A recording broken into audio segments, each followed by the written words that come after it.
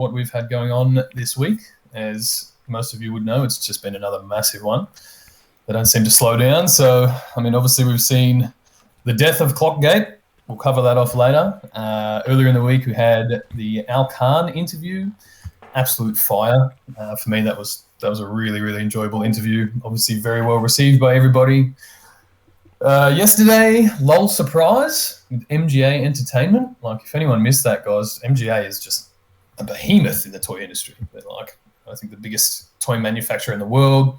Someone shared with me not long after that they had something like $9 billion in revenue last year from selling those toys or that toy line, which is just insane. Showroom version 2, I don't know if you guys caught that. Trevor's very, very happy about the corner now being closed up. So we'll drop some more previews of that pretty soon, I would think. The Batman and Robin FA upgrades, if you haven't caught that yet. The Batman Who Screams and is it Robin? Must be Batman Black and White 89, I think, just got upgraded to first appearance as well. And we'll talk about a few other mobile upgrades and things as we go. So just thought I'd recap that quickly. And now that we've got a few more people with us, I'd like to introduce you all to Alex Gonzalez, our marketing director. Alex, welcome. Thank you very much. Happy to be here. Do you want to just kick off, maybe give people a bit of your history, what you've worked on before, how you came to be part of our team, and then what you're looking after for us as well? Sure thing. Long ago on a night, much like tonight. Hey, Alex here. I am just on fresh to VeVe, probably for about, this is my second week now. Very excited to be here. I am a music, pop culture, sports fan coming from the world of social across music industry, automotive, lifestyle app kind of type startups, everything from Universal Music Group to Vivo, funny enough, now that I work for VeVe, and Acura Automobiles, Herbalife Nutrition for a short stint as a social manager, and now on to VeVe, which is I'm really excited about. This is kind of more in my wheelhouse than the last few things I've done, and I'm really excited to take this thing to the next level. What I mean, you've been here for a couple of weeks now. I mean, what's your first impressions of the platform? Is it obviously we're all incredibly excited about it, and you're getting to know the community. I'd just like to get a little early feedback from you as to your first impressions. Yeah, absolutely. I think, first and foremost, the community is really what surprised me about coming on and kind of digging in, both here on Discord and socials, really trying to build up that voice. And I'm realizing that, we don't have a lot of hard work to do because the community is so involved and so, rabid in about Omi, about VeVe, about digital collectibles, about collecting in general, which I really appreciate. I knew coming in that Dan and David were both hardcore collectors, but it really comes through in the product that I've found, and it really comes through in the passion of the community. So just spending some time kind of trolling around here on Discord, you probably have seen me, like a comment here and there, or see me in the mods side panel, just kind of soaking it all in, figuring out like what people are passionate about, what people want to see more of, what any gripes are, just so that we can get a sense for, making sure that we are speaking to the audience in a holistic and authentic way when we're posting on social or we're coming up with marketing programs for any of our new partners or drops, etc. And I think, it's been a lot of fun, and I think it's made my job, a lot easier, to be honest. Yeah, we've always said how much we value just the rolling feedback that we manage to get, especially doing things like these AMAs, and it definitely helps us to refine the way that we're putting information out as well. I think a few people are probably curious. Obviously, we tweak this system a little bit every week, but do you want to just give a bit of a a general overview of how we roll out new information, because obviously we put some stuff on Instagram now. We're really starting to focus on the VeVe Instagram and socials, then the Medium articles. What's the kind of structure that we're running with there? Yeah, it's clear that most of the audience, as far as social goes, are on Twitter. On Instagram, there's a big opportunity for us to be, more involved there, in that it's kind of maybe one bit of a wider audience, and it's visual, so that the nature of our business is that we are selling digital collectibles. So to be able to, drop first looks there on, either announcements or first looks at new series that may be dropping, new collectibles, and get the feedback instantaneously on that platform, I think is a big opportunity for us. So we'll continue to build, that presence out. But in terms of like structure, rolling everything out, we try to do everything, at the same time. So not one audience for one platform feels like they're getting information before the others. We may want to revisit that, as we go. But social is iterative. And you try, see what works, see what doesn't work. But for the most part, I think, the system that you guys had put in place before Noah and I even got here has been great. A lot of that is coming from, passionate people working on both on the Ecomi and the VeVe side. Now it's just about getting a little more structure around it and kind of working within the confines of each platform and making sure we're speaking to those specific audiences, because those audiences are just a little different. Not much right now, but as we start getting more people on the platform on VeVe, you'll see that the interests will vary by social network. So that's kind of general. Yeah. So really what you're saying there is we're taking away the power from David Yu to leak all these videos. I've actually had another word with him this morning about that. So we're trying to pull him in line, but he's a wild card. He's definitely a wild card. Welcome, Dan. He wouldn't be a CEO if he wasn't. Yeah, that's it. It makes me laugh so much when we do these video interviews, and it just looks like he's ready to burst every time we chat to him. So it is good to get some structure. All right. Well, look, Dan, I know we've only got you for about 20 minutes, and Alex, very, very happy to have you here. So we might just start opening to the floor now. If guys want to jump in, if anyone has a question specifically for Dan, I know people want to talk about the drop. So maybe we can get a few of those out of the way, and then we'll come back and chat with Alex as well. Yep. So you guys can hear me okay, right? Yes, we can. Okay, perfect, cool. Yeah, so I've been nominated as a tribute, unfortunately, just to kind of get a couple of topics that people were slightly, I guess, frustrated about, and they didn't know how to phrase it in a very constructive way. So I've kind of just gathered everything together. So conscious of Dan's time here, but just a couple of bits of feedback regarding the drop today. So these are kind of things that people were concerned about, but mostly just things that we probably couldn't have predicted. So firstly, the new drop system, I can see why you guys kind of approached it with the whole timer. Definitely solved some of the previous issues with people getting stuck in like lagging screens. But one concern is devices were out of sync with the timer. So some people who maybe had multiple people with devices, they were up to even 2 seconds out of sync, and you guys know that 2 seconds makes a huge amount of difference. And there was no way to actually kind of sync up the time. It's just how it was, which is it's an iterative process. I'm sure that this will improve as well. The second concern is this is something that I experienced.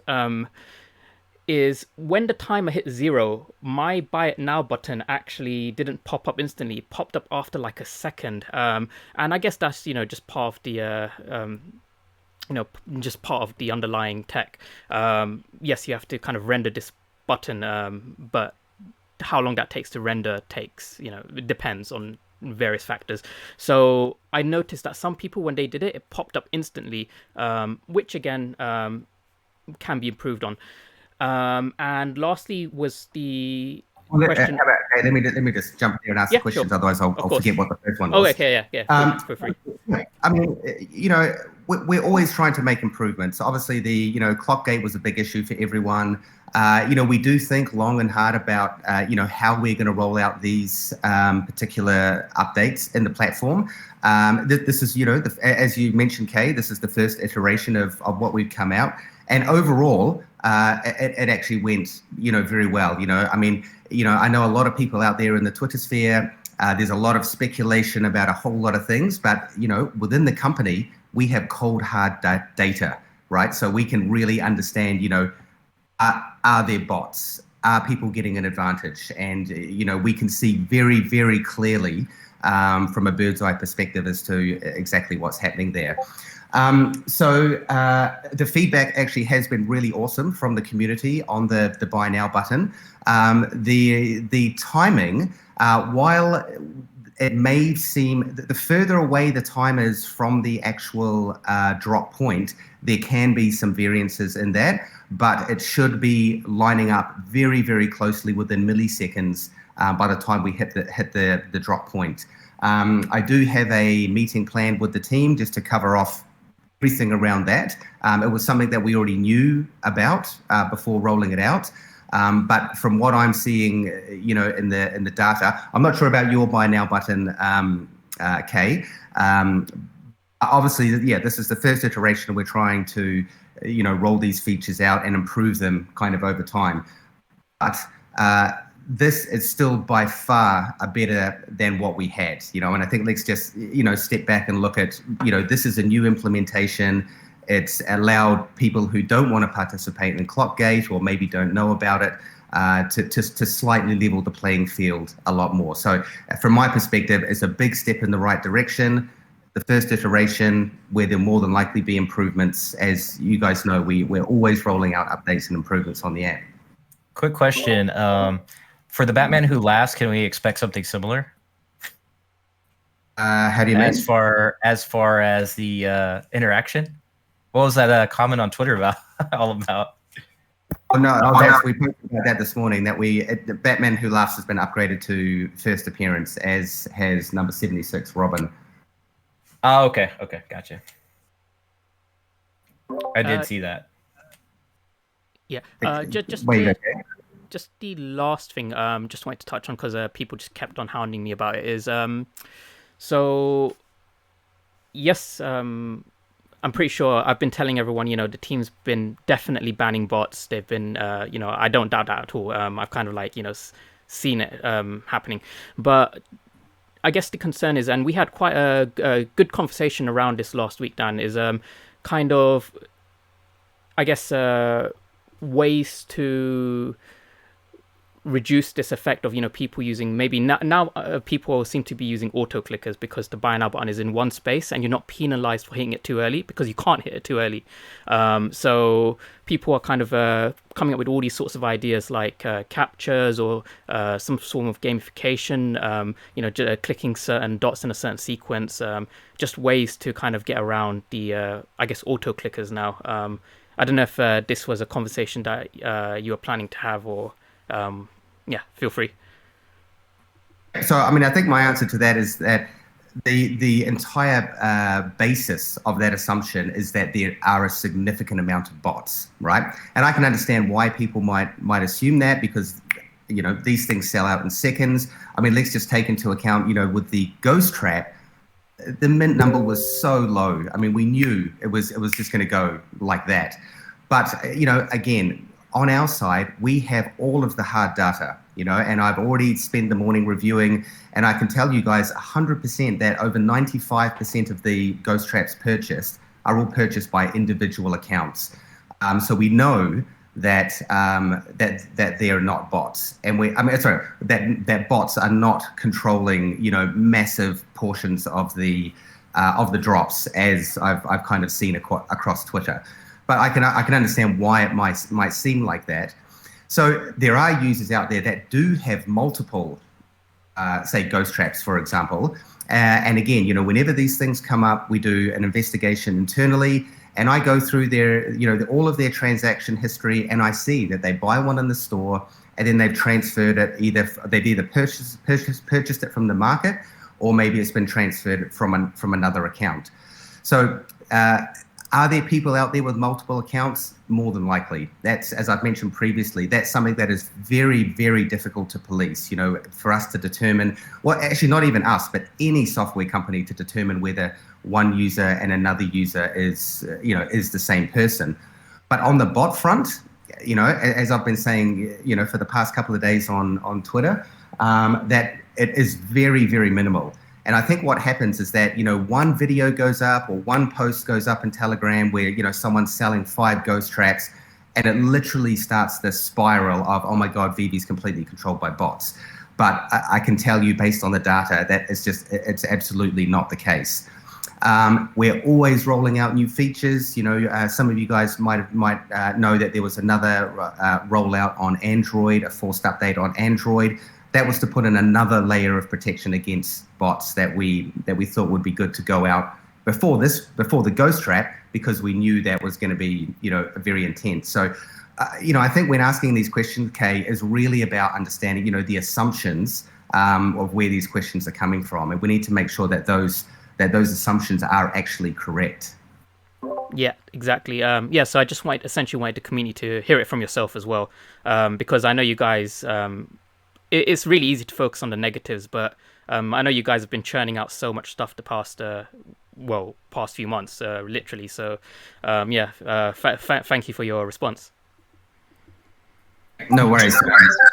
Sorry, I was just going to say, just on that, as a perfect example, I saw on Twitter this morning that someone offered Ray Fixie 500 ghost traps. There's only 1,700 or whatever for sale, right? Nobody has 500 ghost traps. But instead of someone actually stopping to think about that, people started to run with it and assumed that someone managed to get that many. Not even the best bots in the world could manage to get that many ghost traps. So sometimes I think people just need to take a breath and maybe really understand that for whatever reason, people will always try to stir the pot. And that's a perfect example of it. Yeah, I believe it was like $42,000 worth of ghost traps or something like that.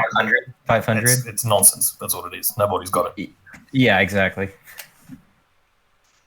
So I did have a question for Dan, if y'all have a second. Go for it, mate. Glad to have you on. I watched a video with you and NFT Pirate the other day. Awesome interview. Awesome. Appreciate it, man. It means a lot. So it's 2 questions that I'll be real quick.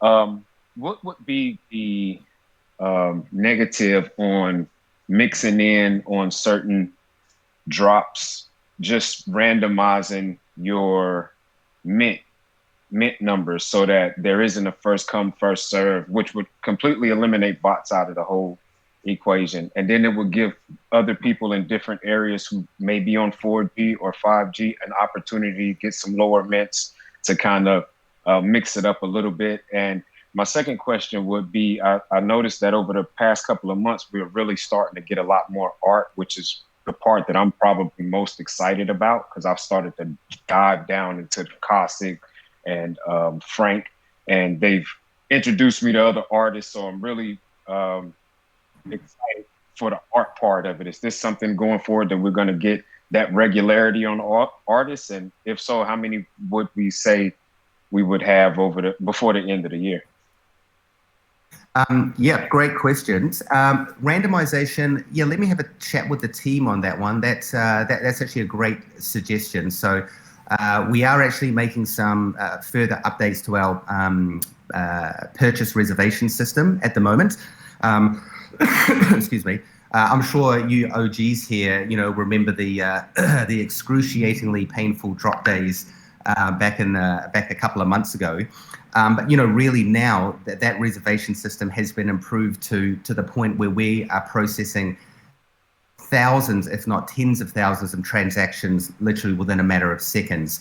And we are making another optimization to that process. So let me have a chat with the team about randomization. I don't actually believe that would prevent users trying to use bots. I mean, if they still probably want to try and get some because it's just, high demand.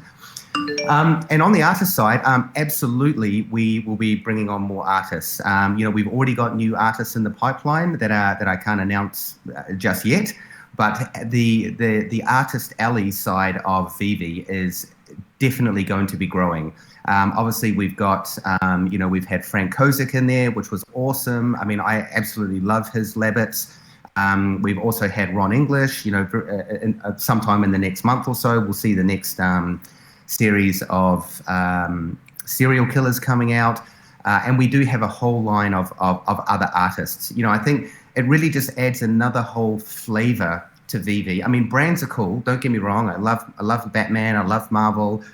But it's also really cool to be able to expose the world and our fans and users to these artists out there.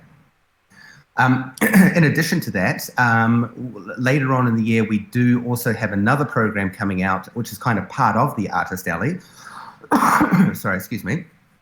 Where we will be basically doing one-of-one artworks. So stay tuned for more information on that. Awesome, man. Appreciate that. And you guys are doing a phenomenal job. No complaints over here, man. Thanks, man. I love your support. Hey, I just have one. Can I ask a question? Ken. Go ahead. All right, thanks. Hey, Dan. Okay, I love this community. Okay, Austin, yep, you go. Okay, thank you. Sorry. I have two questions, kind of suggestions. I'm not sure if this is possible. But for the bot situation, if there is bots, maybe there's very, very little. Is there any possible you can use your fingerprint scanner to uniquely identify the user? Yeah, I'll just answer that question. I mean, the only issue with that is, again, it's the assumption that everyone's phone has a fingerprint scanner.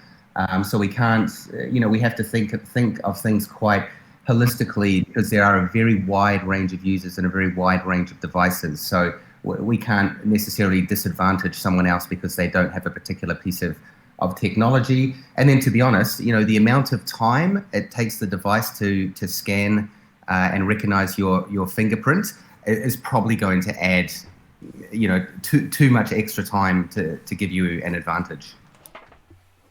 Oh, I meant just for like when you start up in the app, not every purchase or every drop. Yeah. Yes, we will absolutely be adding some additional security features like that in the future. Is there any updates on music NFTs by chance? And I saw Ron English might have mentioned Steve Aoki. Sorry, Kyle. I think Austin, did you have a second question? Yes, I had a second question. Sorry to cut you off. Apologies. Kyle. Sorry. No worries. My second question was the user interface on when you were doing the buy drop. The cancel button, when I was doing it today, I was moving so fast, and that cancel button is huge, and I hit it by accident, which then took all my chances away. So I was wondering if we could make it a lot smaller, so there's no incidents like that. Yes, that actually, Alex brought that up with me this morning as well. He said he tried to get it into the drop, and the exact same thing happened to him as well. So I will be taking a look at that for sure. All right, thank you. Okay, yeah, Nightmare. Great. I just had one quick question. We need to get some sort of order going in here. So yeah, let's go Nightmare, followed by Mr. Moogly, and then we can go next. Cool. I just got one quick question. So I noticed in one of the last few updates, when you look at one of your collectibles and then you go down to the details, it has I know you guys added the seasons now. That's really cool. But I noticed it also took away what you paid for the collectible.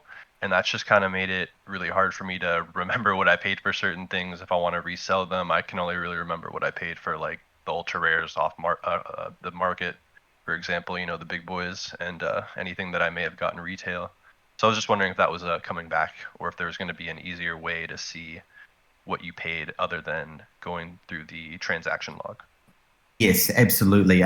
We might have been a little bit premature on removing that that particular piece of information. The main reason is because behind the scenes we're working on adding a lot more clarity on price history, globally for a collectible. So what you paid for it, what the high price, what the low price, potentially some grouping of edition. If it's sub 100, what's the average people are paying.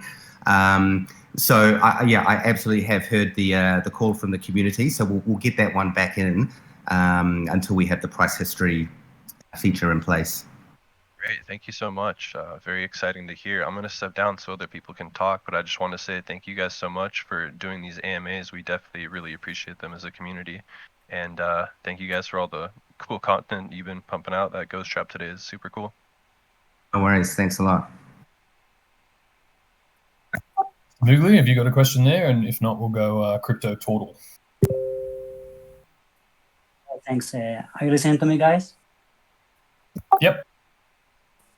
Okay, just quick questions to Dan. I would like just to know if you guys are considering just using notifications on the marketplace, like for example, when someone purchases your collectible or any other kind of notifications. And the second quick question is if you guys are considering adding like a second layer or a captcha before after the buy button, like for example, an ABC questions about the collection itself or a captcha with the light traffic, so all the bikes. Sorry for my English. Thank you. No worries, it's fine. So yeah, first question, notifications. I know that they are fairly limited in the app at the moment. They are going through a refactor or basically a rebuild in the app right now. The notifications is kind of one of the last things that's left over from, when we had to go through this huge kind of refactor of the back end when we had the huge number of users come in. So you can anticipate that in the future there will be more notifications available, just so you know what's going on. And then secondly, the capture. I mean, we've got to think about the reason why we're adding that in. I mean, I think that again the assumption is that we want to add the capture in because there's quote unquote bots and emulators out there. But as I've mentioned, they are actually very, very small, like way down in the single-digit percentile of users on the platform. So, from my perspective, if bots were a major issue, and I can tell if they're a major issue because we're looking directly at the data of what is happening during drop time, then I would absolutely move forward with adding a capture or some kind of human interface layer. But right now, it's the bots and emulators are still, at least in my opinion, are under control. They'll probably never be gone completely, but they are very, very minimal. And when they do manage to get in, they're not getting 10s or 20s of these. They may be getting, say, a maximum of 4 or 5. But as I say, it's very, very low. So, based on that, we really need to consider that, what is the purpose or what is going to be the advantage of adding a capture. So, we do think these things through quite carefully. And at this point in time, adding a capture is not really going to add any added advantage. If that changes in future, I'm always open to, looking at what we're doing in the app to improve the experience. Okay, cool. Can you guys hear me now? Yep. All right, sweet. Sorry about that. My mic wasn't working. I just had a quick thing. So I've been here since Nightwing. I've gone through the rough drops at the beginning to where they've gone now. They've gotten really good. But one thing but today's drop is I think it's a much bigger deal than I feel like you guys think it is about the different times for the different clocks. Because I know there's people in the same household that had different times, and that can't be due to location to the server. So like those milliseconds, those seconds, they make a huge, huge difference. So like my suggestion would be, can we have like the buy button up first? And just like before, you could click it, but it wouldn't let you buy anything. It would actually cancel you out. You have to click something else to cancel out and go back to it. Can we have something like that where it's not just waiting on the button to load sort of thing? Yeah, that is actually something that we were talking about with the development team the other day. That maybe we have the buy now button visible, and then we move the countdown over to the left of it. So it's always there, but obviously if you click it too early, it's not going to allow you to complete the purchase. So as I mentioned, this is the very first iteration. I think it's improved things a lot in terms of clock gate. Is there room to improve? 100%. Are we going to be doing that? 100%. So I really appreciate your suggestions and feedback. And yeah, we definitely are always considering things that we roll out and how we can improve that. And that was one of the talking points that we had already sort of identified as a potential option. Awesome. Thank you. Hey, friend.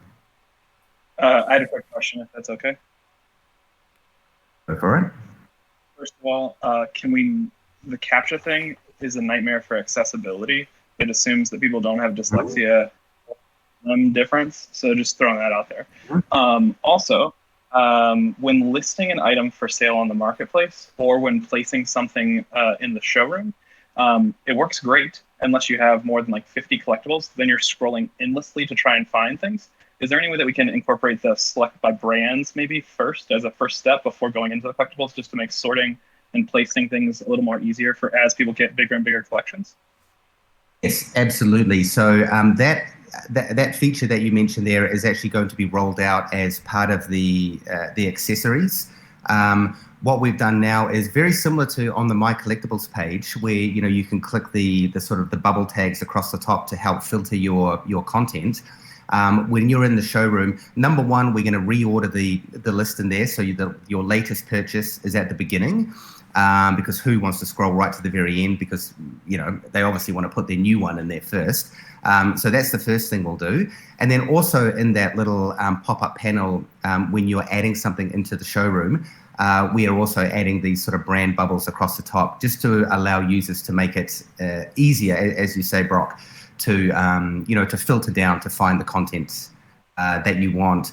That the panel that's there now is a feature of the sort of the bygone past, where we're like, hey, hopefully we get 100 users in the platform and they buy like 5 collectibles each.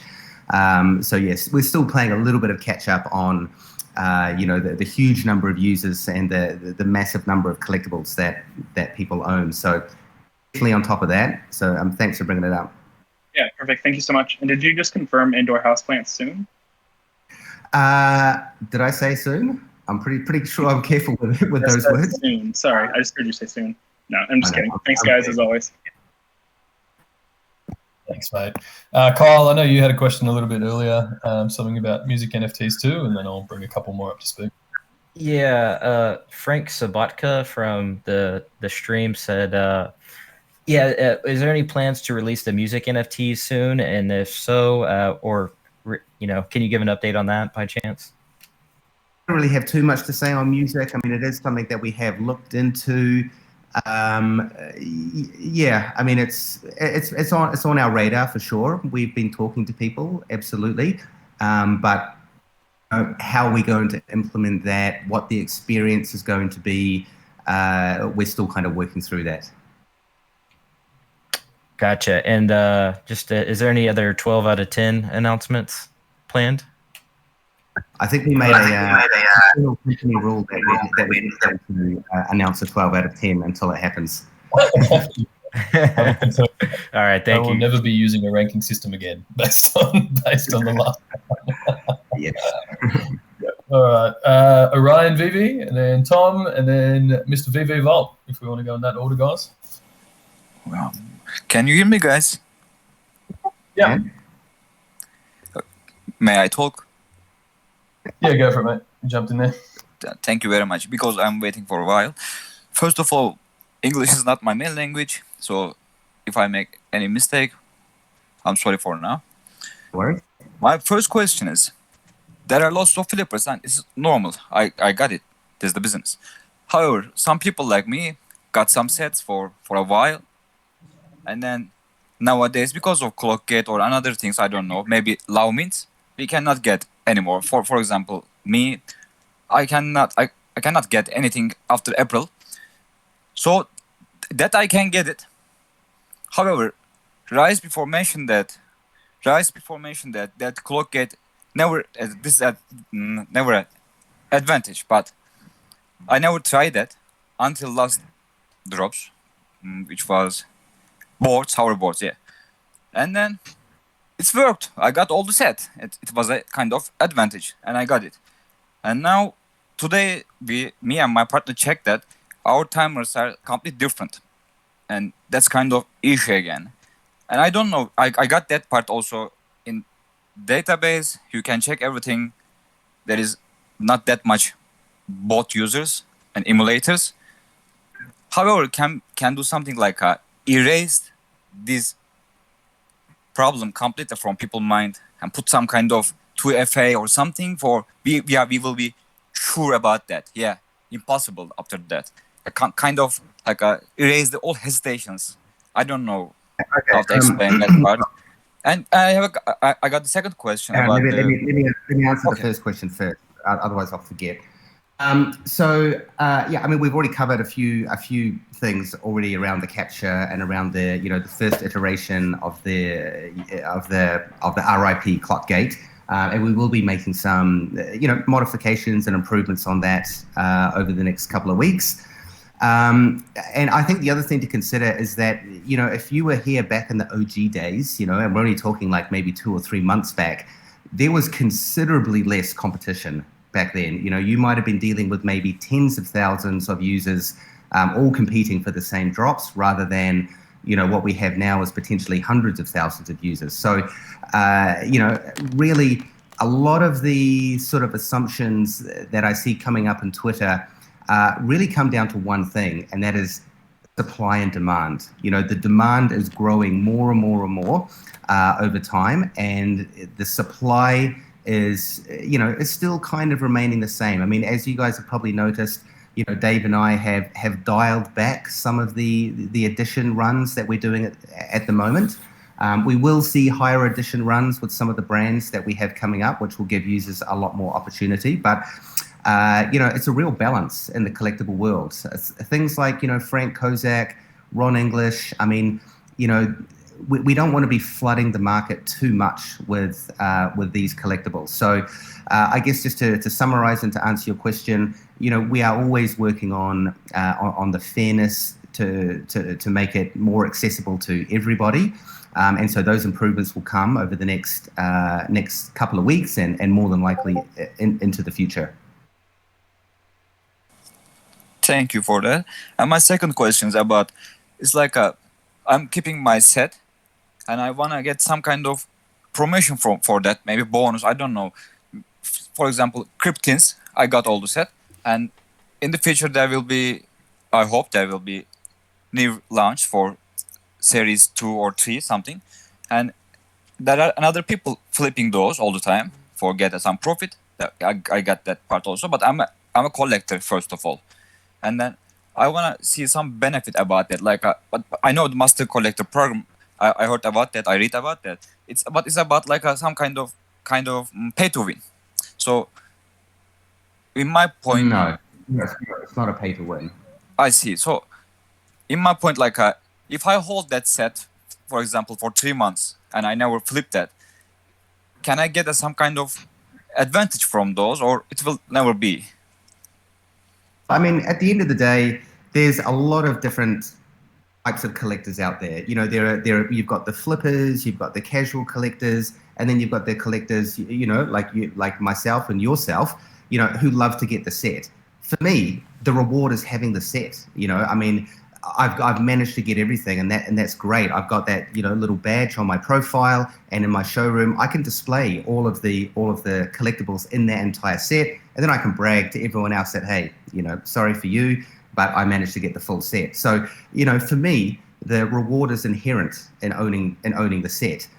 However, within the Master Collector program, there will be some reward system around sets. Again, I'm not going to say too much about it now until we actually release our article on the Master Collector and how it's all going to work.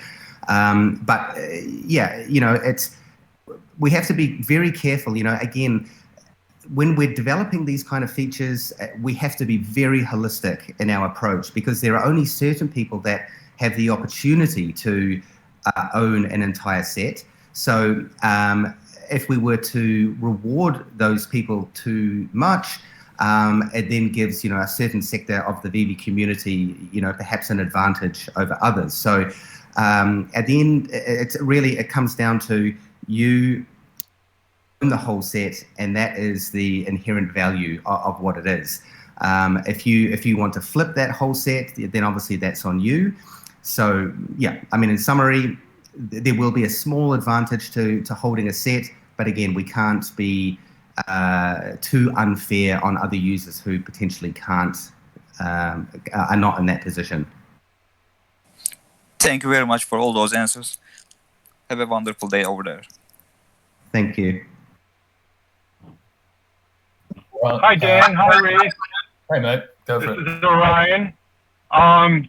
Been listening to you guys forever. This is my first time actually coming on to ask a question. I just wanted to make an observation and then a question. The observation is I noticed that if I have my Notify Me on set, that the buy now is delayed by a couple seconds in order for it to refresh the Notify Me. So what I tend to do is I do Notify Me, put it into my wish list, and then take the Notify Me off so the buy now shows up right away. So I think there's a delay with the Notify, and I just wanted to share that because I heard Hello K say he had some issues with that.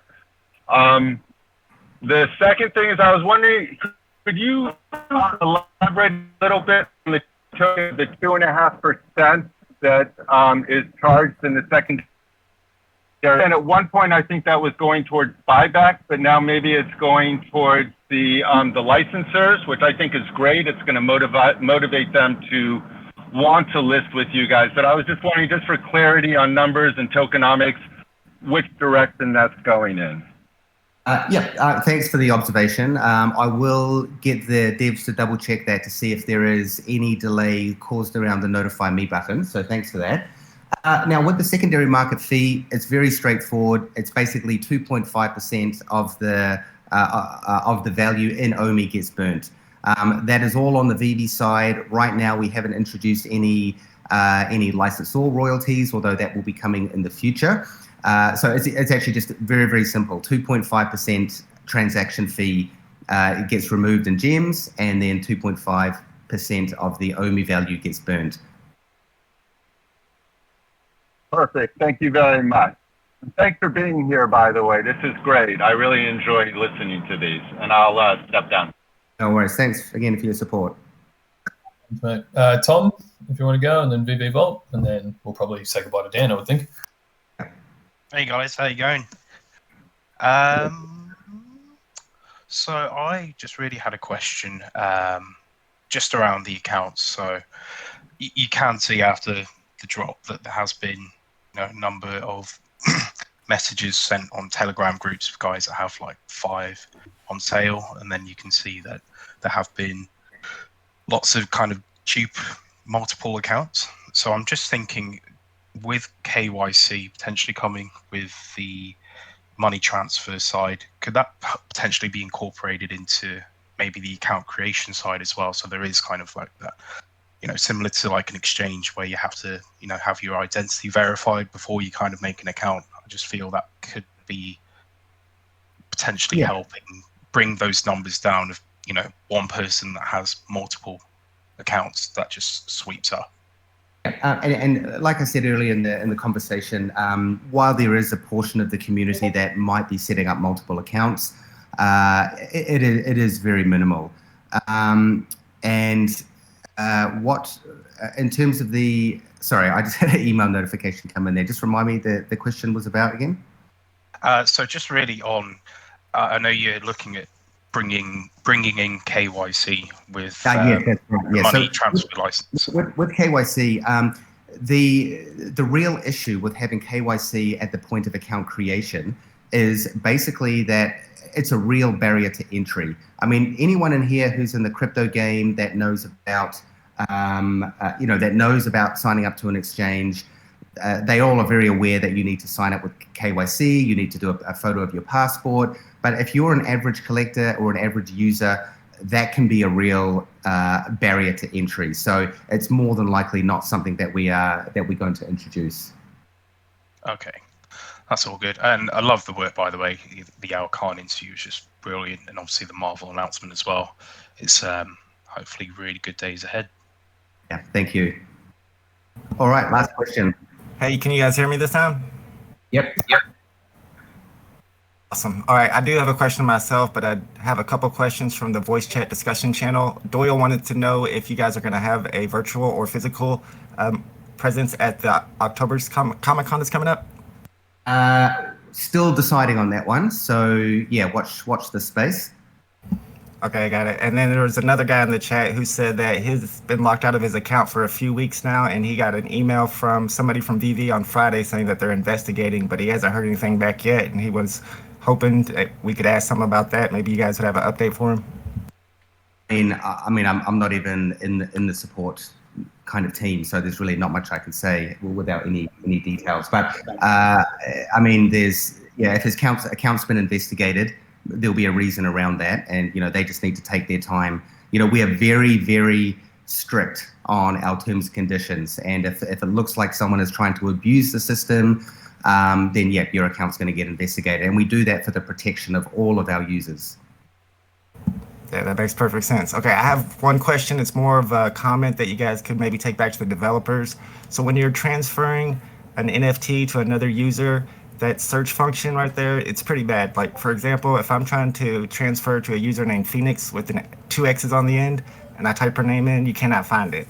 If I tried to send it to a guy named The Real Rick Ross and you type his name in, you can't find it. But if you go letter by letter, when you get to the I, his name is like fourth down on the list and you can click it. So there's no scroll bar and the search function doesn't seem to be working properly.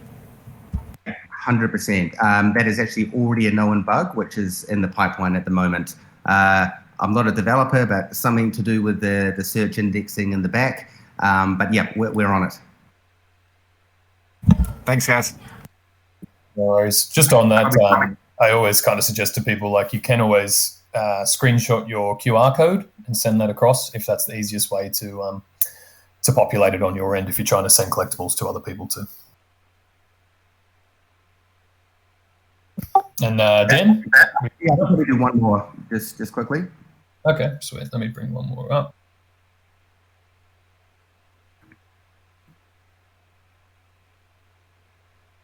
Wubba Wubba, if you're there, mate, if you've got a question you want to put to Dan, feel free.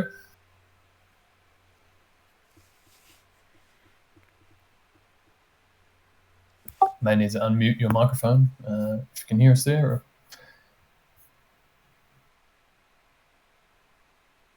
Or... So we might be having technical issues. Let's move on to the next one. Yep. Emoji, if you've just come up, if you've got a question to ask, mate. Hi. First, I just want to thank you guys. You guys are great with everything that you're doing and just being here for us and to answer questions. I kind of have a question because, I love the app.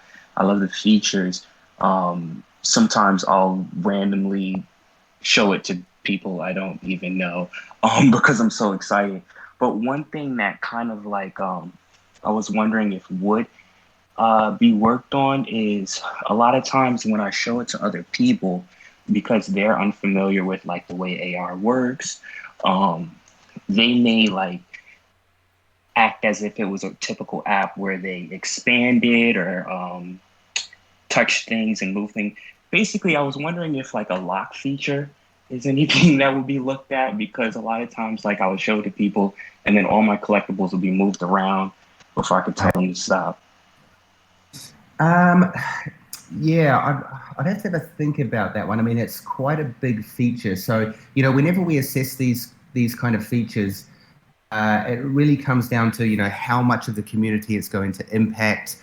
And so just so I'm correct in understanding, you're saying that you'll let someone go into your showroom and wander around, and then they mess everything up and then give it back to you and you're like, thanks. Yeah, pretty much. Yeah. Yeah, to be honest, I haven't really come across that yet. So I'd have to have a bit of a think about that and just whether it's it's a wide-reaching enough of a problem for us to sort of implement. In the meantime, you could just say, "Hey, man, walk around my showroom, but don't touch anything." Yeah, that's what I've been doing. Sometimes it works. Sometimes I'm not on time, but yeah, that's pretty much what I've been doing. Actually, can I just add a question to that, Dan, while we've got you here? I have a few people, they obviously give their phone to their kids, and then they live in fear that their kids are going to accidentally list their items in the market or something like that. So I know some people have requested, I guess like a child lock almost. Maybe you could toggle on and off your own access to the market or something like that. Is that something that we've kind of considered? Yes, absolutely. I have definitely considered some sort of like, how would you say it?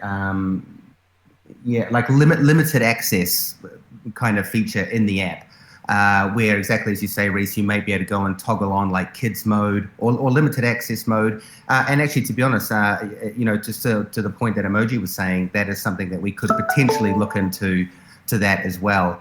Especially now that we're starting to bring in, some of the kids brands. I'm sure many of you saw the announcement with MGA and bringing in the LOL dolls. It's more than likely that we are going to see a lot more parents and kids interacting with the app together. So yes, I will add that one into the ever-growing backlog of awesome features to add. Perfect. I think people will be pretty happy about that. I get concerned messages all the time. and just saying, don't give your phone to the kid never really works. So. Yeah, absolutely. All right, guys, on that note, I better jump back. Work is pressing. But yeah, honestly, thanks again, everyone, to jumping in here. I mean, I'm always just so grateful, 200 plus people coming in every week just to hear us talk. Alex, sorry I hogged all the limelight. Didn't mean to. I'll bounce out now. But the rest of you guys have an awesome day. And yeah, stay tuned for next week's drop. Thank you, good sir. Really appreciate it. And yeah, guys, while we continue, and we have Alex here, let's pepper him. Who's got questions about marketing? Let's get to know him. I hope you all are really ready to talk about the finer points of Mexican food and 70s funk music. That's why I'm here. Now we're on the topic. What's your favorite meal, my friend? Well, being of Mexican descent, comfort food for me is Mexican food. So I live in Los Angeles, which means I have access to a great breadth of Mexican cuisine, namely tacos. So I think I'm going to have to go with tacos. I mean, it's an easy, simple answer, but it is the tried and true winner of the greater Mexican cuisine. It's hard to argue with. It is hard to argue with. Thank you for that insight. Guys, if anyone's on the floor, I believe, maybe a question for me or Alex, and then we'll go from there. Yeah, I got a quick question. As far as the marketing, when can we expect it to kind of, I realize there's like YouTube ads and that thing going, but can you kind of tell us a little bit more detail about like, launch? Yeah, sure. I mean, obviously I can't go into specifics when we're going to launch specific campaigns because they may be around, either new IP or, certain announcements that we have coming up are, drops that we're trying to plan for a specific time in the future. But yeah, I'm going to be leading all of the, branding, marketing, tone, voice, cadence of social posting, and then, eventually into larger kind of scale marketing programs such as, like you said, paid marketing on either social or YouTube. Hopefully we can have some larger kind of partnership type deals. Those are all things I'm still trying to kind of wrap my head around. I think one of the things to note is that we do have some pretty exciting stuff coming up that we will be looking to kind of cast a wider net for in terms of bringing people onto the platform.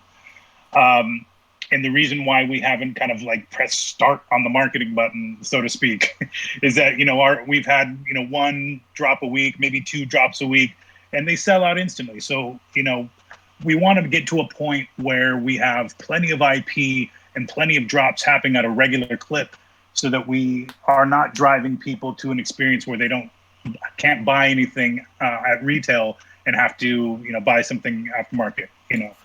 I think there's a lot of excitement from the current community, and I love that. And I think there's really what's going to make this exciting for people that are new to the platform as they start to integrate into the community. But right now, we don't want to just pull a bunch of levers and get a bunch of people on the platform and there's nothing to buy. Yeah, and Taps Trades was asking kind of in the stream here, can we expect it after Comic-Con, or as far as the marketing button to be pushed?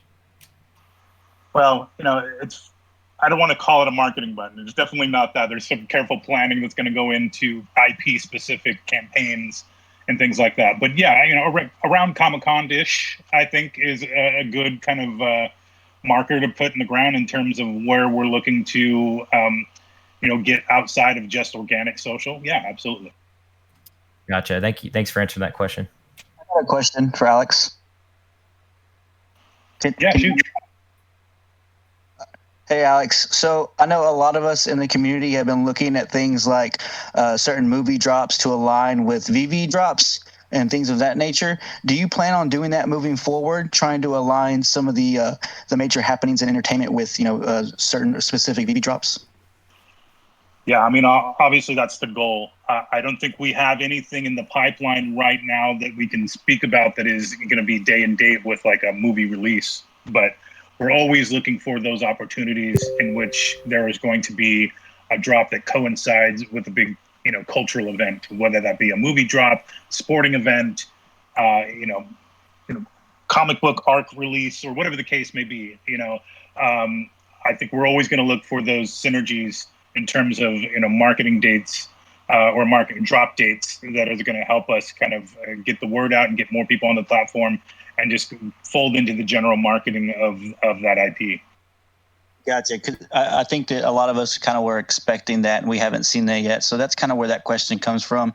And I guess my second question would be, so what's your favorite VeVe vertical at this point? VeVe vertical as in which brand, or my favorite collectible? Yeah. Either or. I mean, look, I think you heard Dan mention this morning, I was really bummed out that I didn't get my Ghost Trap. As a child of the 80s, Ghostbusters was and still is one of my favorite movies of all time. And I struck out on both Slimer and Ghost Trap. So, look, I'll be looking forward to any more Ghostbusters related in the future. But I think as far as things that I own, I'm really into my Marty hoverboard, and I hope, fingers crossed that those will become rideable in the metaverse, in the VeVeverse, at some point in the future. But yeah, I think hoverboard's probably also because it came out of similar year as Ghostbusters. Back to the Future is definitely one of my favorites. Gotcha.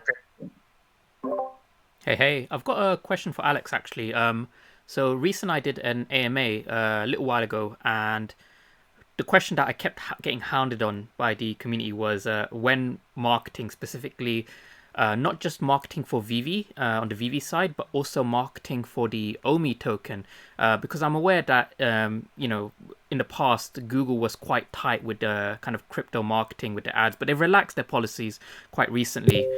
So are you going to be the person who's leading the way in terms of marketing on the OMI side? And if so, what kind of forms might that marketing take?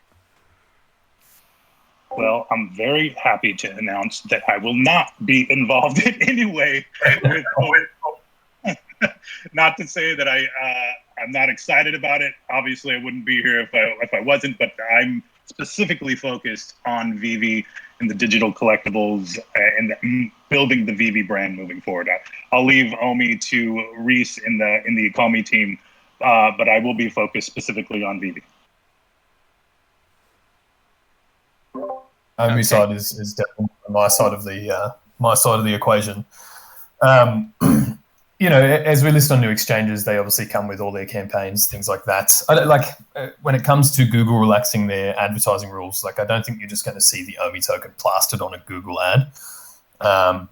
You know, we really benefit from the fact that we have such a big user base now with VeVe, and obviously that's going to continue to grow. So a lot of the OMI, you know, I hesitate to use the word marketing as such, but once we've integrated OMI more fully into the app, it means that we can just introduce it to an entire user base that may not be aware of it in a very targeted way, right? Because we've already got people using VeVe for the experience that it provides, and then you're giving them another way to supplement that experience. You know, whether that, you know,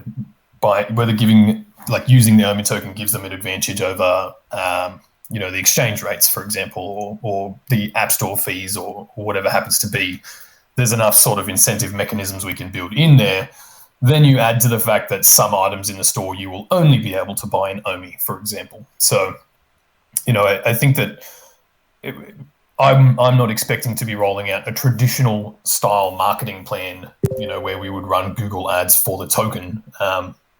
Basically because it's just not necessary, right? We've already got a user base that's building on one side of the company with VeVe, and it gives us a lot of advantage and opportunity to market directly to those people. You know, but to supplement that, you know, we've got influencer campaigns and obviously marketing campaigns that come with the exchanges. They always run their trading comps, all those kind of things. So they'll all be part of the story as well. But yeah, I'm not. At least at this point, it's not in the horizon to just advertise the token on Google or things like that. Just a quick follow-up on that. Well, more on the kind of campaign side. So this week was obviously a really, really big week, especially for myself, since we got to be, I guess, the first like non-official Ecomi people to announce the Ghostbusters drop. And the reaction was generally, I would say, like 99% really positive. It's like unique, new, and people were really kind of generally enjoying it. But there were people who were confused as to why. So I'm going to phrase it in like in nicer terms, but they were confused as to why Ecomi let some community members announce the drop as opposed to leveraging their kind of vast resources of marketing. So I think it's best if they hear it from you as to why that was the case. Yeah, I mean, let's not sugarcoat it. Some people just got butthurt because someone else found out before them, right? And I think that's okay to say. Now, as we've said in the last, I think Dan mentioned it a week or two ago, we are starting an ambassador program, right? And the initial phases of that to bring in the people that are openly and publicly supporting us in the community. Now that goes from all of our community mods to people that are active on Twitter, you guys creating content on YouTube, all of these kind of things. And it's always been a very integral part of our journey and really the story that we're all creating to be involved in the community, right? I mean, we do these AMAs, everybody's interviewing each other on everybody's channels, everyone's creating incredible content, and because of the core that has been built there, you know, it really means that we haven't had to dive too far into spending money on marketing. So enabling that for the people that are disseminating information is just a way for us to give back and to say thank you. This was the first time we tried it, and it was actually just by complete chance. Wannabe Champ reached out to me and said that you guys were doing a stream. Was there anything we wanted to share? And we thought, all right, well, let's give this a go. And as you said, you know, it was received really well by 99% of people. To the 1% of people that got upset about it, I mean, I'm honestly a bit befuddled by it. Like, the Ghost Trap has been listed in the store for months. Everybody knew that it was coming at some point. So I don't think that anybody was disadvantaged by not being a part of that. It was really just a way for us to say thank you to you guys, give you something cool to share, and we're going to continue to do things like that moving forward because we have such an incredible network of people now. You know, from a company standpoint, from a community standpoint, it just makes sense to leverage that and to continue to involve you guys as much as possible in this journey. Thank you. No problem at all. Who else we got up here? Someone got a question for Alex while we're here, I believe, or I got a question if nobody does, or I believe. Do you have a question? Yeah, let's go. Yeah, I just wanted to know what type of strategies, marketing strategies you guys have in plan, if you're able to share. I know you can't mention any sort of celebrities or influencers, but what would be like a type of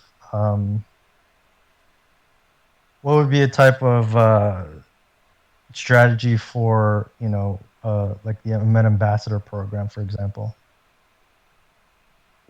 Yeah, so I mean, like we've just did with, say, premiering that video. You know, this down the line, this isn't going to happen in the next few weeks, but as we really start to flesh this out, you know, being able to maybe give some key influencers a collectible so they can show it off, you know, and or actually display it in AR, really start to build the awareness on that front. You know, I don't personally use TikTok, but it seems to be where the kids are these days.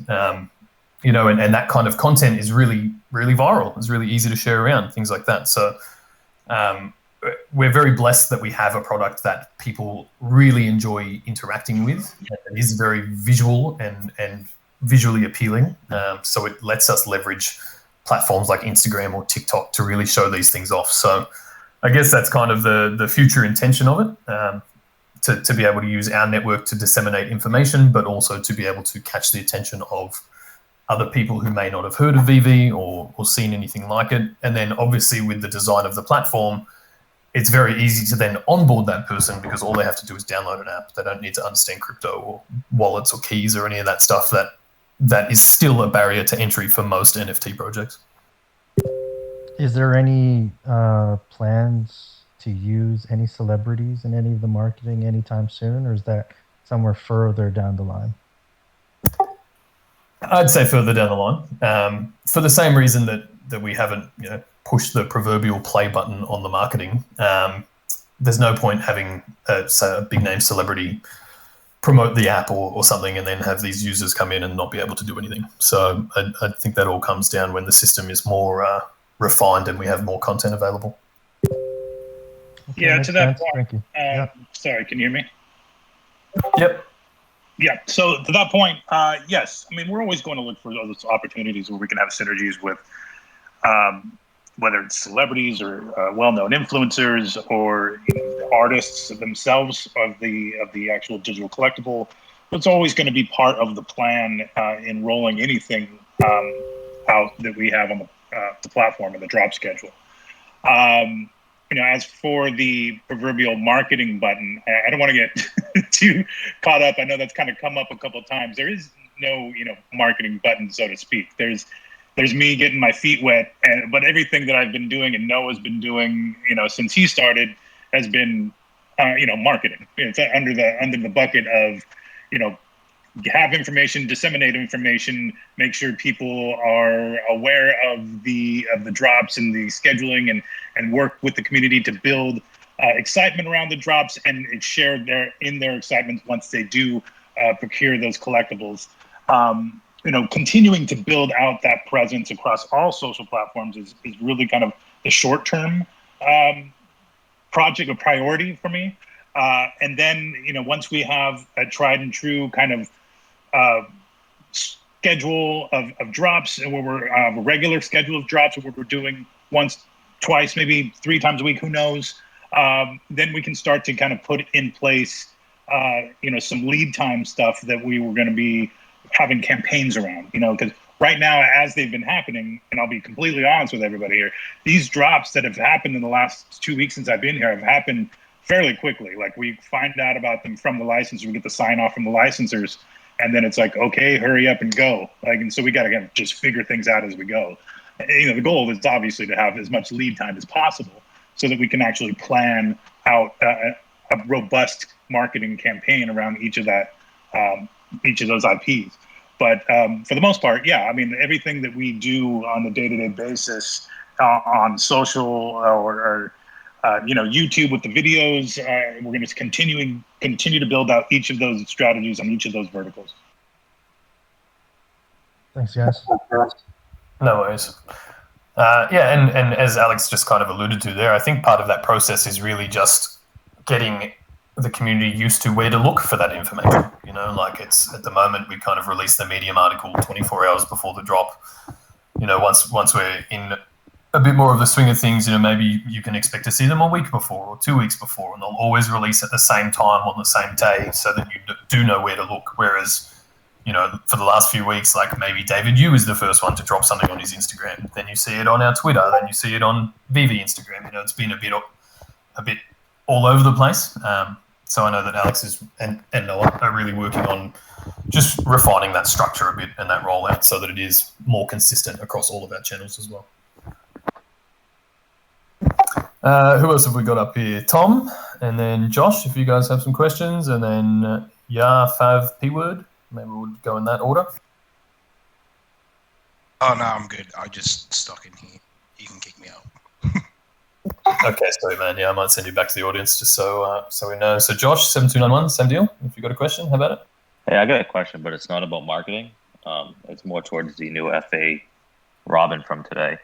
So you already have an FA Robin, as I'm sure you guys are aware of.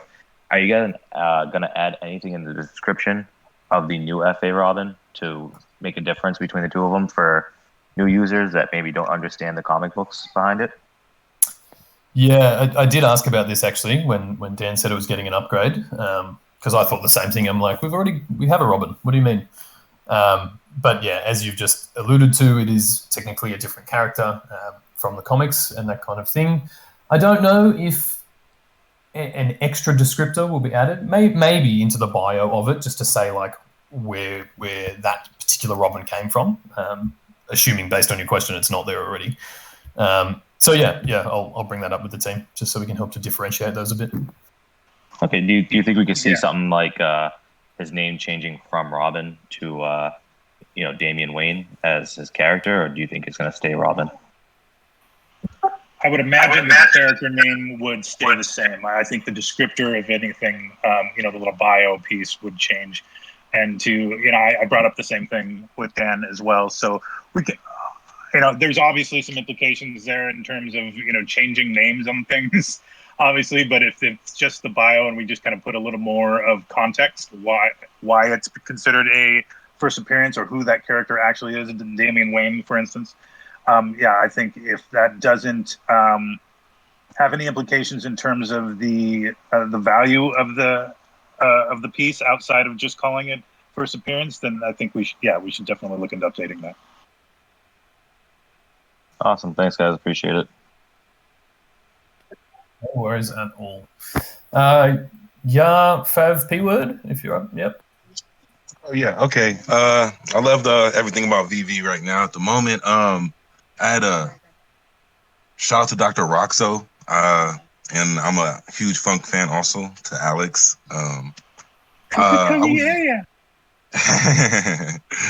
Okay, when Death Clock then. I was wondering when would VeVe actually put out their first collectible from their department in development? Like, do you guys have a VeVe man in the cut, or is it going to be like a table? I'm going to buy the table if that's the first thing you guys put out, but I was just wondering, did you guys have a timeline for when you guys could put out your first product? It's actually just going to be my face floating around. No real timeline.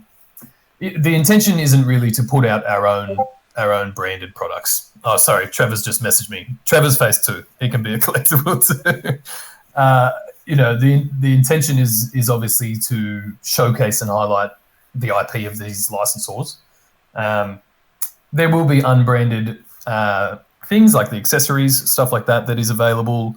It is in development right now. The first thing is to roll out the next version of the showroom, and then I think Trevor is really trying to refine the ways that the accessory system will work. I think I've heard him describe it as building it in or something like that. I might even see if he's around, if he wants to jump in and answer that question for you. But look, we've talked about some VeVe branded type stuff, maybe the VeVe logo, some other bits and pieces, but I don't have a timeline on that kind of thing yet. I'd like to go on record and request an Alcon bust for the as the first VeVe collectible. I think we can submit that. That sounds great to me.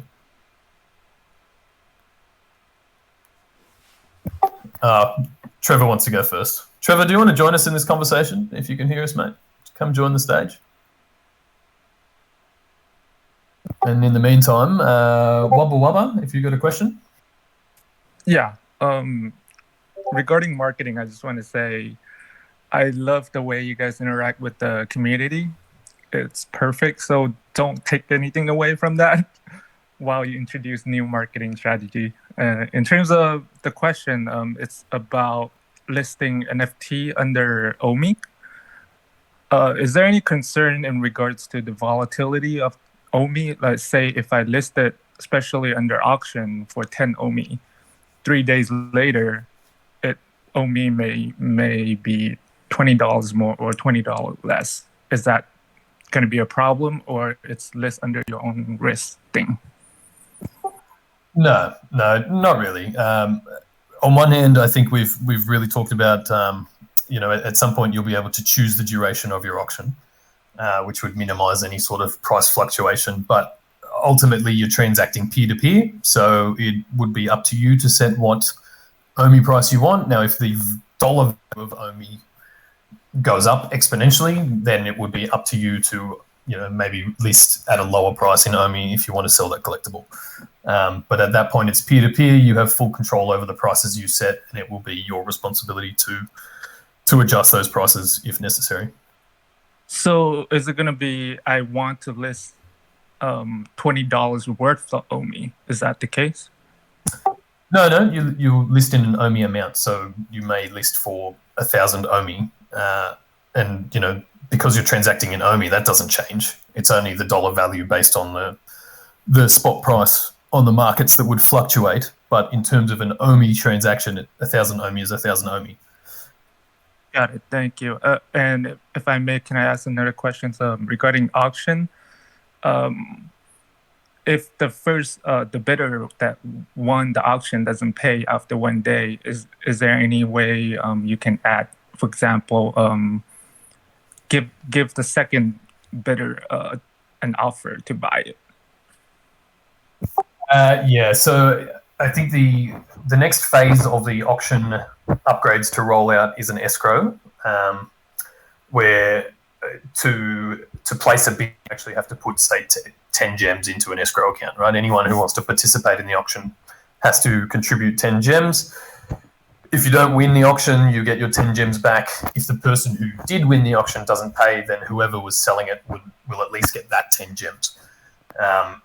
I don't know if we're going to build in a way for the second and then the third and then the fourth person to have the option to buy it. But, if that's the best solution at the time, then obviously the dev team will try to integrate that too. Thank you. No problem. And welcome, Trevor. Good to have you here. I know someone just asked a question about the VeVe branded sort of products and things like that. But while we've got you, I mean, do you want to give some people some insight into Showroom version 2, what we've upgraded, and if there is any updates on potential VeVe products, accessories, all that kind of stuff? Yeah, I guess. First of all, Alex, welcome. It's nice to meet you. Excited. The Los Angeles-based contingent of VeVe grows every day, so this is very cool. And I guess to answer the question, yeah, so we're working on showroom updates. We only updated everything, so very excited for people to see the changes we made. It's more than just the corner. No, so yeah, I'm excited for those that to be like the whole rollout with that. As far as accessories, it's something that we're digging into. It's more than just what do accessories look like, but how are they delivered, all that kind of content, that the systems surrounding that content are being designed as well. And we got some really cool, exciting ideas for that, and I'm sure those will be discussed in the future as that starts coming along. And so it's hard to say. It's hard to go into too much detail on what those will be, but we have some pretty clear, some pretty interesting creative vision for what accessories will look like, how you would be decorating your showrooms beyond just NFTs. Perfect. Thank you very much, Katsu. I just brought a couple more people up to the stage as well. So now we've got Trevor and Alex. Guys, if you've got any questions in that that realm, I believe. Are you waiting to ask something there? Yeah.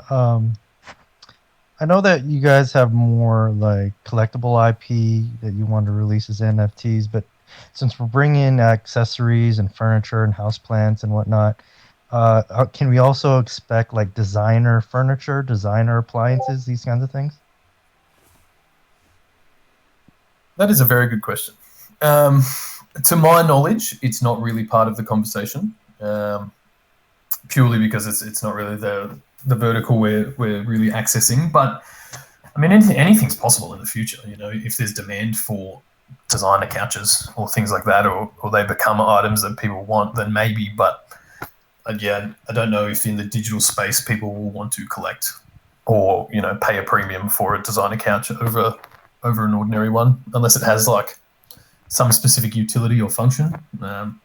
Trevor, or Alex, any opinions on that? I mean, I have opinions. I'm not sure. I would probably be speaking out of turn, but you know, I think if you know, the Da Vinci thing is any indication, you know, expanding into artwork and, you know, fine luxury designer brands and things like that. If we have a relationship with those companies, I'd love to see us expand into, you know, things that aren't necessarily considered a digital collectible, for instance, like a statuette, or, you know, I'd love to see more in the art realm, things that we can hang on our showroom walls. You know, is that a handbag from Louis Vuitton? I don't know. I mean, I would love to see that. I would. Again, I'm speaking way out of turn. Yeah. I think items like that, there's definitely potential, because I guess they do still have some collectability about them. I guess I'm referring more to like, well, I personally don't know anyone that collects couches. Yeah, it'd be cool to see like Memphis Group furniture. If you guys haven't seen, take a look. But yeah, I mean, anything that Daniel Arsham does, he has some really good. Yeah, okay, yeah. I think I've also seen Tokidoki do some collaborations with Cartel, Kartel, I think the brand is, and they do actually do some really cool branded furniture. You know, it's got Tokidoki characters all over them, things like that. So, look, I won't rule it out. I guess there's always potential for that kind of product vertical as well. I'll jump in and speak out of turn. I totally agree with Alex. I think I think it's a very cool and interesting space. Again, it's questions beyond just what is it that we want to put out in that kind of world of like furniture, whether it's stuff we created or a like themed to like a design, an existing design. But it's also beyond like not just what is it, but how we would roll it out. Is it something that we would like? There's a lot of questions that need to be answered. So it's hard to like speculate and give you a definitive answer, but it's certainly a space I think we'd be excited for. I agree with Alex. I think it's a pretty cool idea. Yeah, and to that point, I think, you know, those discussions are ongoing because we are so new in the space still. You know, even though to everybody here in the community, NFTs, everybody knows what an NFT is, but to a large portion of, you know, the public, they've never heard of it. Like, I'm trying to explain my new job to my family at 4th of July, and like, nobody could wrap their head around it. You know, no matter how basically I explained it. But, you know, there's going to be still a lot of education to go around, and then I think, you know, looking to the future where we have to fill a home in the metaverse. You know, what are we going to fill that home with? You know, is it just collectibles? Is it baby furniture? Is it more artwork? You know, what is it? Those are all questions that I think that we're continuing to research and answer and ask ourselves. Yeah, quickly, just to finish off, additional to that, like if you look at the Supreme collectibles, you know, they have very arbitrary objects, whether it be like punching bags, matches, tables, wrenches, and, you know, I'm sure these are things that people would still want to buy in the virtual world. So something to consider, but thanks for letting me know. Appreciate it. Yeah, no problem. Yeah, and look, as these two have just said, I think that will continue to evolve as people's awareness and comfortability in the digital space continues to evolve. You know, I think we all agree that that's where we're heading. That's where the world is heading. So yeah, I'd say that it'll continue to be built in as we go. Who else have we got up here? Austin, I know you've been waiting. If you want to jump in, and then Alt Crypto King, if you want to go next. Yeah, I have a question.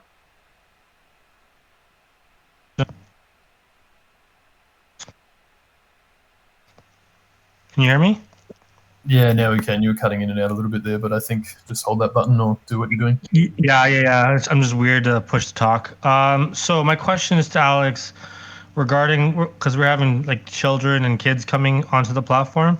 Is there like attention span? And I know VeVe and Ecomi are all about the experience, and I know they're just starting to get more interactive things and like. But like, how are you going to keep their attention span, keep them on the app, and keep them active? Because currently, like, I don't. If a kid goes into the room and just sees an NFT, will they stay on there long? I'm not sure. What type of marketing strategies are you looking for, or are you waiting for more features to come? I know there's like Brat stalls possibly, or this LOL surprise, and like maybe that could be a customization kind of thing coming. That's what I'm suspecting. If you could share any light, that'd be awesome. Yeah, I mean, look, it's very clear what the age group, target age group for LOL is, right? It's, just past, it's like toddler, essentially 6 to 8, I believe is the age range. I know I have 2 nieces, ages 5 and 7, that are super into it, but I wouldn't be able to hold their attention on a VeVe app and trying to, build a showroom, I don't think, without some extra gameplay that is super simple. So I think really what we're kind of going for here is a way for parents to share this experience with their children, right? And there's also a number of restrictions around the types of marketing we can do to kids of that age group, under 13, depending where in the world. I think, driving them to install an app and then to buy things is, it could be problematic and sometimes a big no-no without the parents' involvement. So really what I think the initial phases of having something like LOL on board or Brat stalls would be more as a shared experience for parents from families as a whole, as opposed to, handing a kid a phone and letting them play with an LOL doll for, a couple minutes. Okay, thank you for that. Appreciate it. Can you hear me? Yep, go for it. I know you talked a little bit about the next phase of the marketplace, but I was just wondering if peer-to-peer trading is going to be in that. Not initially, no. So that the next phase I'm talking about, there's an article on the Ecomi blog that talked about the auction overhaul. It would have been the last time when we updated. There was, I think it's now, if you're a new account, you can't participate in the market for the first 72 hours. And that's also when we implemented the punishment that if you didn't pay, then you were locked out of the market for 72 hours. So the next phase of that rollout is the gem escrow thing. So at least if someone doesn't pay, you're not completely disadvantaged as a seller. Peer-to-peer trading, assuming you're talking about directly trading collectibles. Last time I spoke to Dan about this, it is being developed, the direct trade sort of thing. And I hope I don't speak out of turn, but to my knowledge, it will be more of a, say you and I communicate and make a deal on a collectible, then I'll be able to list it in the market, but you'll be the only person that is able to submit an offer for it or see that listing there, whether it's like you enter a code or something to be able to access that. So there is definitely peer-to-peer trading in the works. I don't know exactly when it will roll out. And then the future iteration of that would then, potentially bring in the ability to trade my 1 Batman for your 3 Mermacornos or whatever. So we can kind of actually form those deals there rather than just 1 for 1. But the first iteration will be the direct trading mechanism. I'll maybe next week we can hit Dan and see if there's any sort of updates on that. Appreciate it. No problem. Deep? Mr. Yeah, go for it. Mr. McComb. Hello, can you hear me? Yes, we have you there. it would be cool if we could combine collectibles to create another one, not available to buy in store, not in form of accessories like real crafting. For example, if you manage to get Infinity Gauntlet and all gems, you can craft finished Infinity Gauntlet. And you lose collectibles using craft. What do you think about it? Yeah, absolutely. This is actually something that Immutable X can enable. And from a contract point of view, normal ERC 721s, that's the contract standard for a normal NFT.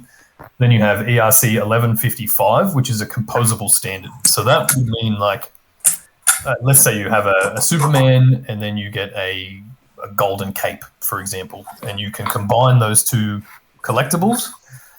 And then it's, you can choose to then sell that collectible on with that. Hang on, I'm just going to mute someone here. Yeah, that's better.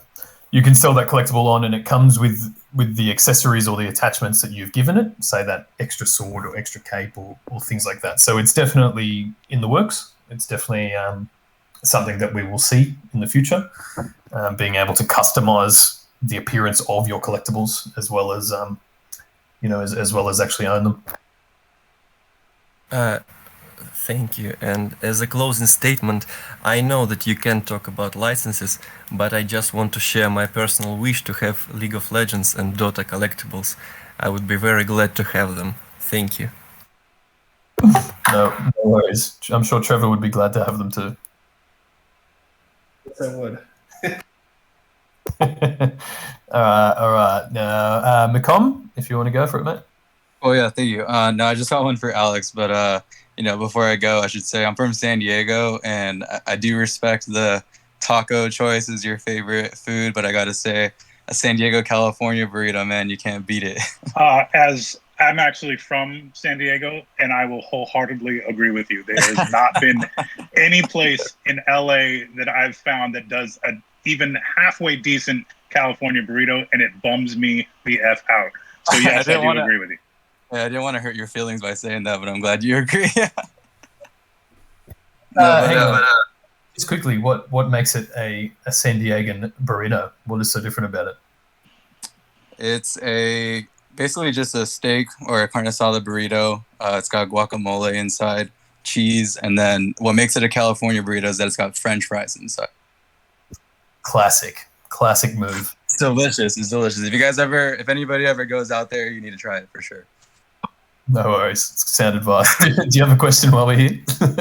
Yeah, it's on the marketing side, but I guess not so much marketing for new users, but marketing for people who are already or had just become users, because I come from a marketing background myself, and I think the first experience is always the most important, especially like their users' first drop and things like that. And as we get more users, maybe they're not these people on this community live, eat, and breathe this stuff, but people who are new may not have the tips to succeed on like a drop day or things like that. So I guess my question to you, and I sent this to you recently on LinkedIn actually, but my question is, do you have a plan for like indoctrinating new users, specifically like with email or like a blog post that kind of walks them through VeVe and like how to use it, and tips for using the marketplace and things like that? Yes. So the short answer is yes. Those are some of the things that I'm planning on for certain. As I mentioned earlier, a lot of what we're doing in terms of welcoming new users onto the platform is that education piece, right? As you mentioned, everybody here lives, eat, and breathes VeVe, and I love that. But there is a bit of a learning curve that we're going to hope to smooth out a bit, just in terms of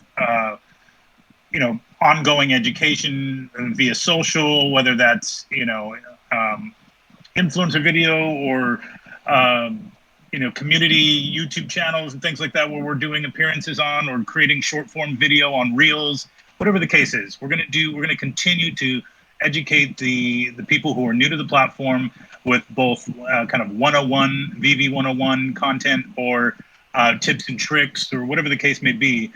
Those are things that we are going to continue to pour over the data with and see if anybody's getting hung up in certain spots, or if they drop off because they install the app and then they don't know what to do with it. Those are all things that are going to inform kind of like the larger, marketing and social strategy in particular.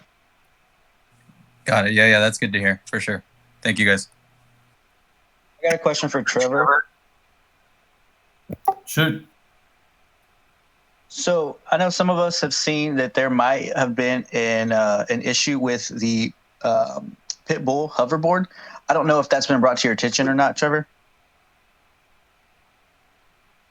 Is the issue? It seems like one of the engines may be hollow and the other one appears solid. I will take a look at it. That's probably just a modeling issue. And then I guess my second question is for Reese. Do we have any update on the VeVe wallet or the Ecomi wallet? So the last update I had was that I know David was waiting for some the actual packaging and boxing to come in. The wallets themselves are they're being manufactured. They're quite a hard wallet to manufacture, but the warehouse is producing them. The biggest thing we've been waiting on is a update to the actual companion app, because it really hasn't had a facelift for quite a while, which has been in the final stages of testing for a while now. I'll chase it up after this. So then we'll need to roll it out just to a few people to make sure it's all good, and then roll that update out. The hardest part is that prior to running out of stock, people would receive a secure wallet and then have to do a firmware update straight away. So I think what they're trying to do is make sure the new app is ready to go, then update the firmware on the card before it gets sent out, just to remove a bit of an issue there. For some users, there was a bit of a latency issue.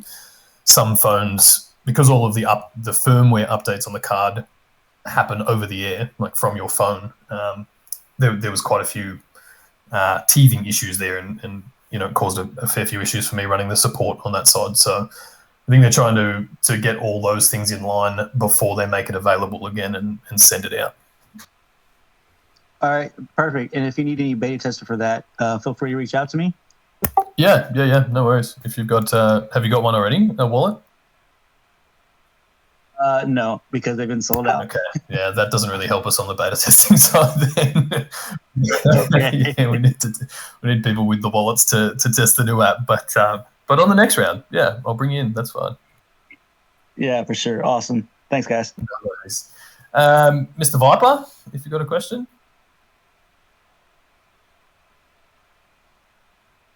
I'm going to try and figure this out. Can you hear me? I hope. Yeah. Okay, good stuff, guys. Just on the organic social side of it, I guess totally agree with on the word of mouth advertising. I think is definitely the best way for you guys to grow organically, or for the brand to grow. How is it that maybe we can unite the community now to either with an ad or a hash? Like, I can tell you myself, I don't know what it is I should be putting in there. Maybe it's because I'm ignorant to Twitter and I'm old, but I would certainly like to be able to support it. I'm just not clear on maybe the best way to go about that. And maybe if we could educate the overall users, like the 200 people on this call and the thousands in Twitterverse and everything else, how is it that we can unite them? Maybe with all the cool stuff that we saw today with the trap as an example, right? Yeah, great. For you to speak on. Yeah, sure. Thank you for the question. I think it's a great point. I think we have started to get in more of a groove once we have a fair enough lead time that we're being able to plan some of these kind of rollouts, specifically on Twitter and Instagram, where hashtags are kind of the standard in terms of tagging a subject matter in your posts. I think we experimented with this for the Marvel announcement, where we had the Marvel x VeVe hashtag. I think we're moving forward for any of those types of announcements or drops. We're going to get better about having a specific hashtag for the community to rally around. And so we'll make sure to communicate that, or make sure to tag any of our announcement posts with that, so people know that that's the tag to use. Shout out to I've heard people comment on the organic social thus far, and a huge shout out to Noah, who's been really running with the community management portion of this. in interacting with you guys on a daily basis. You know, gift game strong with Noah for sure. But yeah, we're definitely working on getting more and more, you know, cohesive kind of messaging around each of our drops, and that if that includes hashtags or things to use to kind of rally everybody around a cause or a specific IP, then yes, we're going to continue to do that. Thank you for the question. Yeah, that's great. Thank you. Yeah, just on that with the hashtags, I think we've started doing them for each drop, right, Alex? I've seen, you know, like a Ghost Trap X VeVe or things like that. Didn't do one for Ghost Trap, but just because you know, it was kind of it was a super, you know, an ultra rare rather, and we knew it was going to go really fast, and there wasn't going to be a lot of lead time on that. But yeah, for everything else, we're definitely going to start to kind of brand our drops, if you will. Yeah, from my perspective, it's, you know, I try and share the content that I've generated off it, and just how would we go best about doing that? Maybe not so much about the promotion, like, hey, come and get the drop, but hey, look how cool this is. You should want this. Yeah, absolutely. And that actually helps us find that content that you're posting as well, to either reshare it or like it from the VeVe accounts. And then it also helps us kind of alert people that may be newer to the platform of all the cool stuff that people are doing in AR with their collectibles. Yeah, is there a recommendation you could make now as far as what we should be using? Well, I think it's going to depend on the drop. You know, we want to try to do, again, drop specific kind of hashtags. But you know, it's a fair question. If you're looking for something more general, I think just tagging us, tagging our handles, VeVe_official on both Instagram and Twitter, is a good start until we come up with something a little more general outside of a specific IP. Thanks, I appreciate the time. Just on that, one really incredible thing that has helped to bolster the Ecomi family is this little red circle that we have in our username. You know, and I guess as a bit of a symbol or a badge or something for the community to rally behind and identify with. You know, I go on Twitter now and I literally just see red circles everywhere. You know, I see the army symbol. So maybe we can put that on your plate, Alex, to find something that might be representative of VeVe that people can kind of use to identify themselves by or rally behind as well.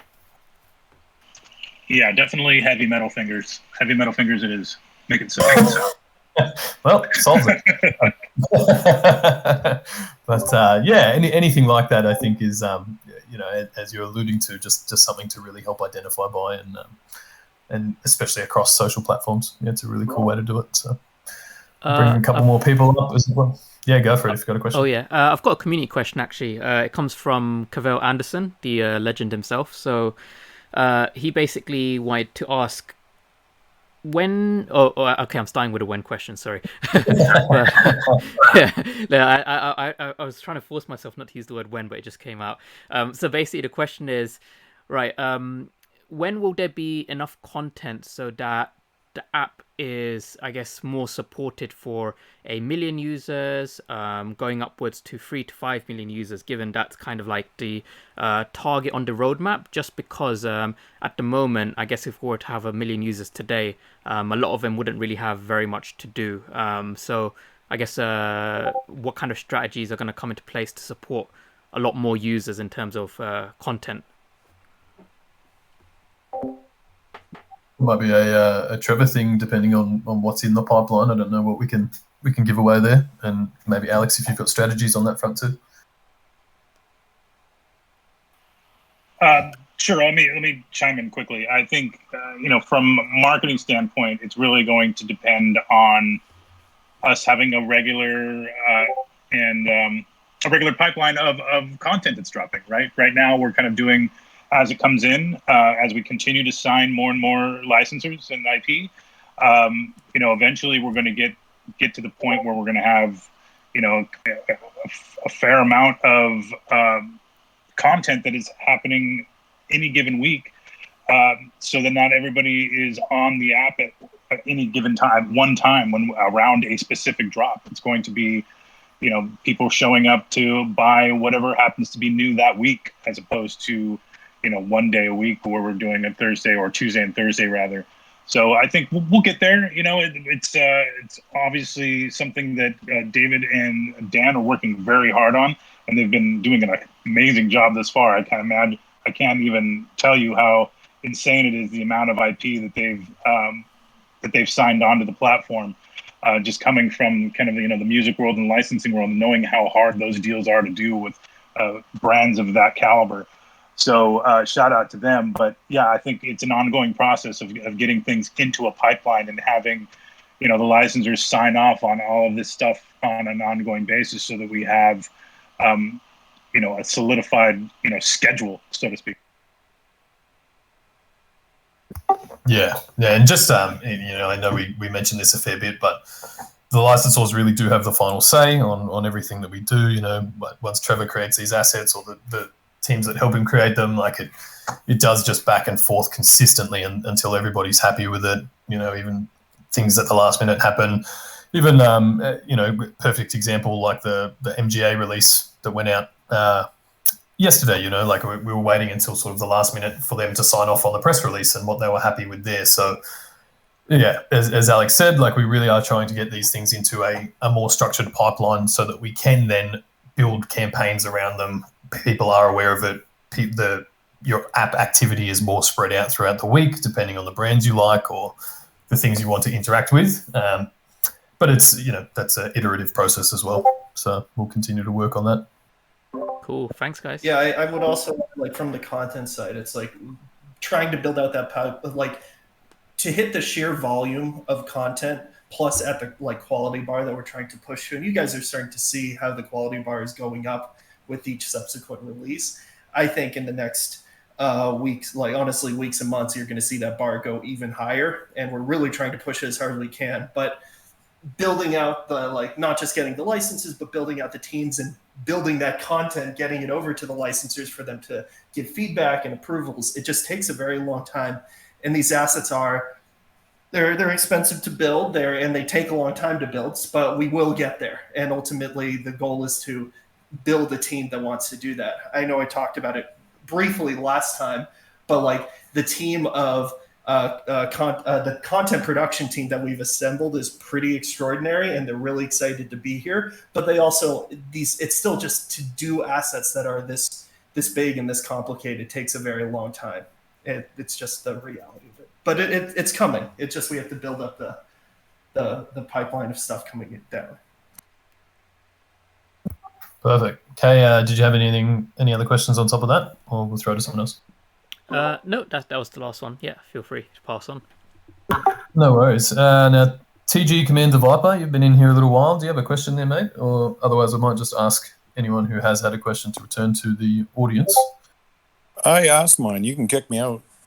Can you just opt to leave the stage? I don't want to kick you and then have you just. I don't actually want to kick you out of the conversation. I don't know if it kicks you back to the audience or not. Well, I'll try, Reese. Nice. And JC, you got a question there, mate?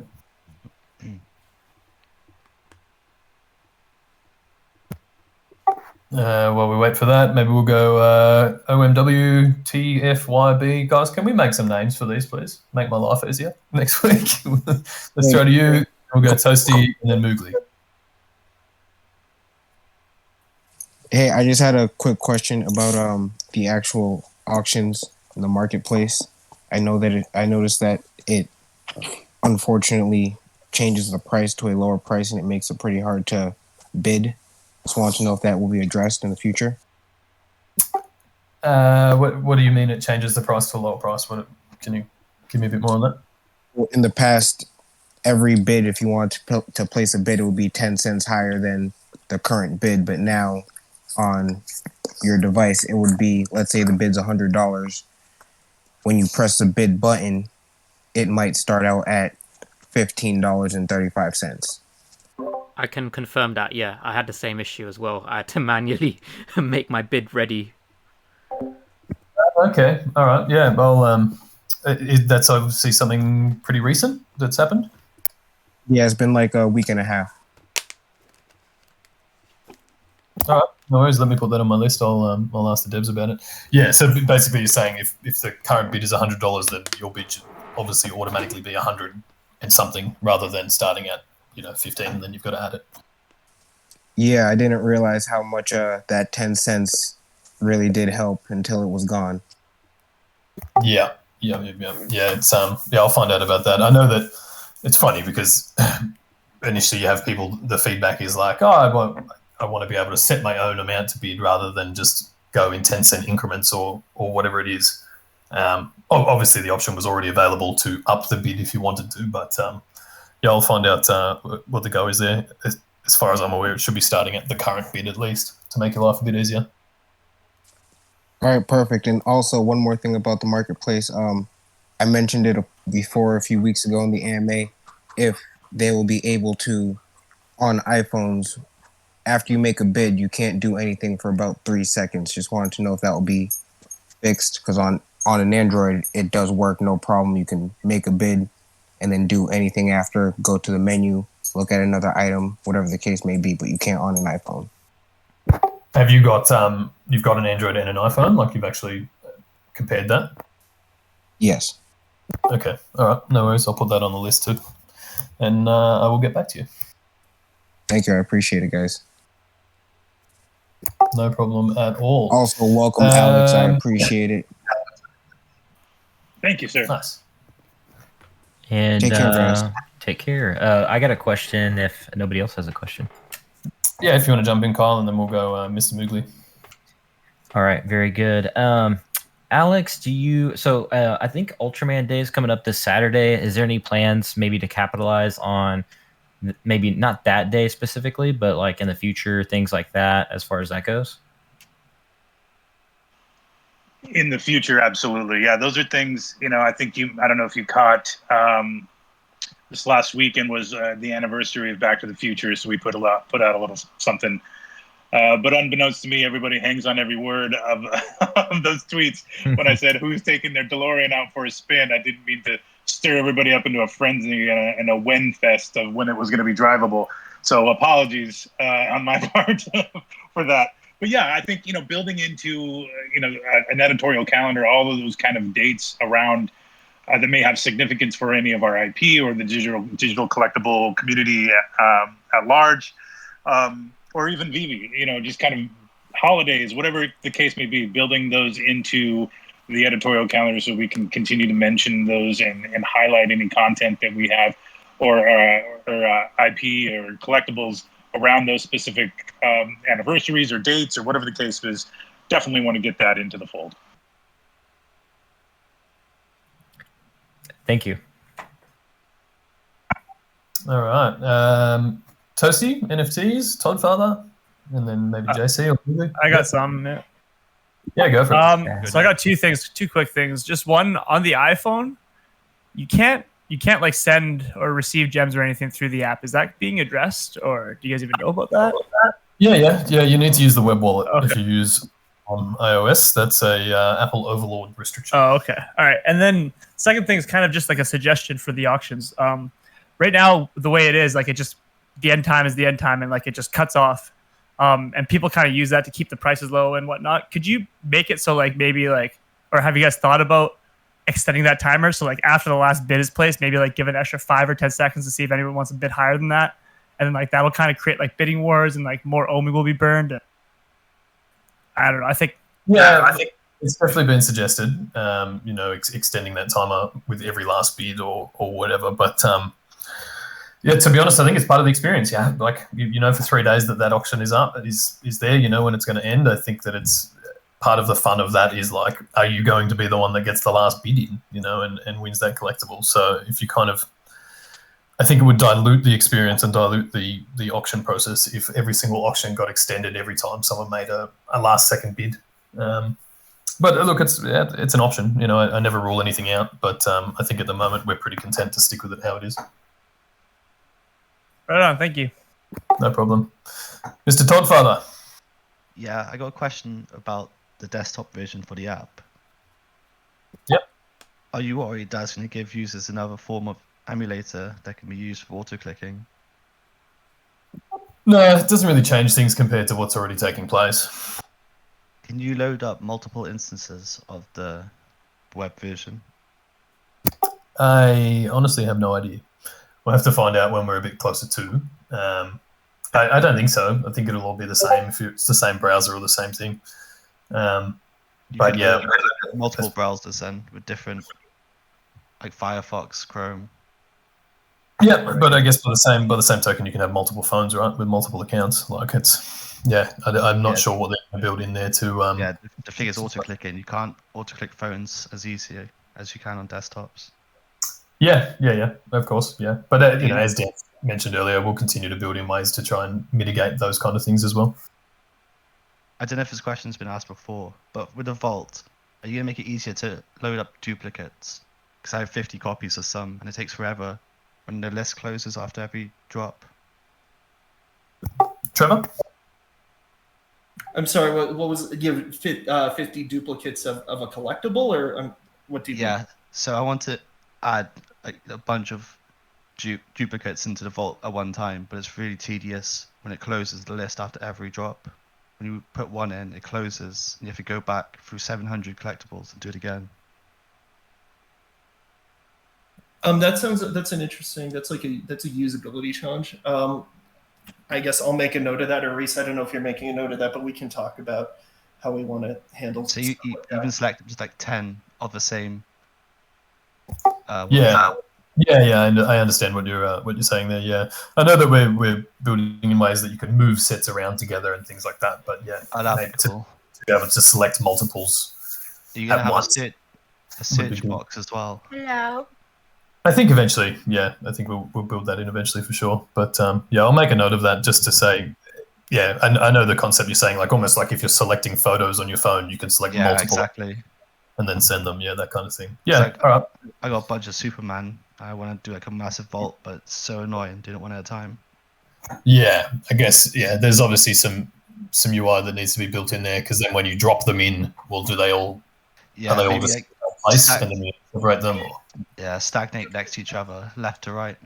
Yeah, something like that. All right, I'll make a note. One more thing as well. Yeah, with the auctions, it says ending in a few seconds. Is it possible to do a countdown timer, like with actual seconds? Yeah, I think there will be. Hang on, we're just going to get a feed. Mute someone. That's better. Yeah, I think we will eventually, but I'll put that on the list as well, and we'll just see if we can put a countdown timer on those. That's me done. Thanks for your time. No worries. Thanks, mate. So what do we got? Maybe another 5 minutes, guys. JC, are you up here? You got a question? And then we got the last two, and then we might wrap up. Yeah, can you hear me? Yeah, mate. Go for it. Yeah, just a quick question. I think I just a follow up. Someone mentioned it. Do you see any challenges retaining like any users? I know Alex is gonna start kicking the marketing and stuff like that, or bringing more people. And like we say, everything is about the first impression, experience, and I don't know how they're gonna feel when the experience is like at the 3 to 5 seconds all out. If you blink, you lose. So do you see any challenge on that? Yes. So there's always a challenge in retaining users, no matter what your app is or what your experience is. I think what any marketer worth his salt does is it continues to look at the data and make informed decisions on where the opportunities are, where the drop-offs are, where we're seeing people interact with the app or the experience, and where we're seeing them drop off. So I'll continue to pour through the data as we start to put around a kind of a larger strategy and plan around how we are marketing VeVe to the audience at large. But that is definitely on my list of things, is to make sure that we're not any new users that we're bringing onto the platform with any campaigns, that they stick around, that they feel welcome, that they understand how it works, and they understand the value and fun, quite frankly, of collecting digital collectibles. So yeah, definitely a challenge, but definitely up for it. And I look forward to kind of, pouring through that data, especially, as we'll see probably a lot more people coming on to the platform around when we start dropping Marvel stuff for sure. Yeah. Thank you. Appreciate it. And welcome. Perfect. Xavier, if you want to jump in there. Hello. I appreciate what you guys are all doing. I just want to quickly ask, is it possible maybe to add like, have your own character? You can personalize, you know, how he looks or how she looks. Like, you know, maybe buy clothing for your character, stuff like that, like your own avatar. Maybe you already talked about it before. And to add to that, maybe like for the master collector program, you could dish out like special clothing for, you know, having certain sets completed or something. You can, you know, hang it up in your room or wear certain clothes, you know. I don't know if that makes sense, but Yeah, definitely makes sense. I think any sort of avatar or that implementation will come with the VeVeVerse. You know, whether the licensors let us enable a way for you to use your Batman or your Superman as your avatar, or whether you create your own and in that digital space, I'm not 100% on yet. But it's you know, we definitely need some sort of individual representation in that digital world. So I think that we'll see something like that. Trevor, has that entered our conversation yet? We've talked about it. It's complicated to build, but it's something that we're interested in doing. I won't make any promises on what it's going to be yet. Yeah, perfect. Does that answer your question there? yeah, that definitely answers it. I appreciate all the hard work you guys are doing. You guys have a blessed day. Thank you, sir. We really appreciate it. Goody, and then Mr. Poor Man. Welcome to the conversation. Hi, just wanted to say welcome, Alex, and I'll be super quick, and I'll hold you guys. With the auctions, with it being 3 days and the Medium articles coming out on a Wednesday for mint numbers and prices, kind of forces you to put things up for auction on Monday to see if you have enough to participate. Pretty much drained my wallet so far, so I'm trying to flip to participate. Is there any way to maybe do a one-day auction? Yeah. It's definitely been spoken about. We'll continue to refine that. I think eventually you'll be able to set your own time length on the auctions. But if anything, you know, I think most people know that most of the action in an auction takes place in the last 24 hours anyway. So I think the next iteration will be, you know, 24-hour auctions instead of 72 hours, and we'll see how that goes and roll it out from there. All right, thanks. And one more quick one. Is there any Ghost Trap can suck anything else in the future? Trevor? I'm sorry, he cut out in the middle. What was you asking? I think it was well, people, and just in case anyone hasn't seen it yet, the Slimer and Ghost Trap do actually interact, and the Ghost Trap will suck in the Slimer, but he wanted to know if the Ghost Trap is likely to suck anything else in the future. It depends what they set it up to do. I'm sure we could find more stuff for it to suck in.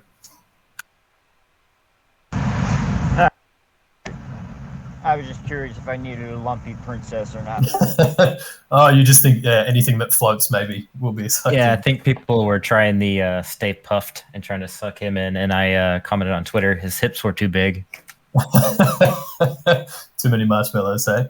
Also, shout out Kyle. Credit to you for the red Omi circle, my friend. Killer move in the community. Much appreciated. Thank you. Appreciate that. Where credit's due. And last thing, Reese, how did the sale of your car, how'd that go? Oh, it went very well. I sold it, I think, like 2 hours after we spoke, and then I bought more Omi. And that has also gone very well. Classic Lambo's coming soon. That's it. I don't have any vehicles left to sell, so it's up next is the kidney, I've been informed.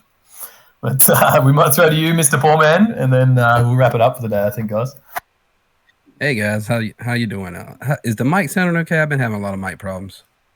Sounds delightful. Music to my ears. So I got a question and a marketing pitch. Now listen to me. Welcome to the team, Alex, by the way.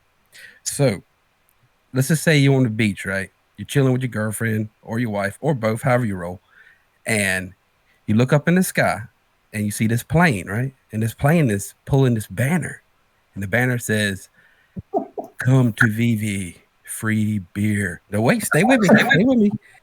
Flying this plane, all you see is a big lock of hair flapping through the wind, and it's Reese flying it. What do you think? I mean, I'm all for it. Alex, marketing plan, sound good? Yeah, I mean, I would have Harley Quinn Bombshell driving the plane personally. I mean, nothing against you, Reese, but yeah, I'm all in. Let's do it. I don't mind a bit of cosplay, for the record. Definitely 172. You just have to bleach your hair. Yeah, let's see. That's great, guys. All right, so my question is, though, how things going with the integration to Immutable X? Is everything looking good on time, or any kind of timeline? Yeah. I'll need to get a bit of an update on that. I know when it was originally mapped out, Michael, the CTO, said he was estimating sort of 6 to 8 weeks.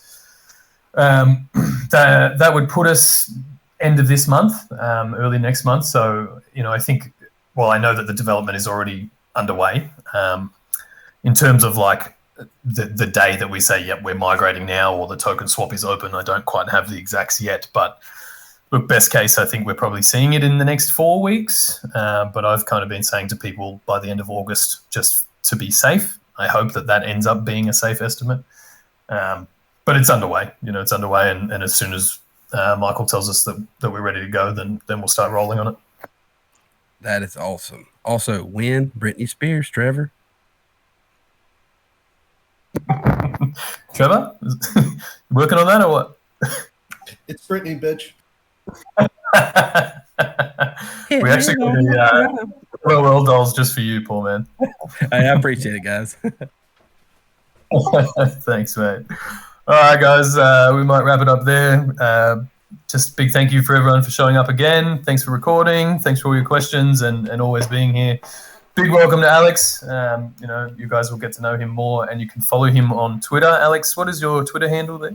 It is all one word, Reverend Alex G. And yes, I am an ordained minister. That was my next question. Fantastic. All right, guys, you know where to find him. You can already find us all over socials. So, big thanks to everyone, and we will talk next week. Thank you for the warm welcome, everybody. I'm really happy to be here. Let's get it.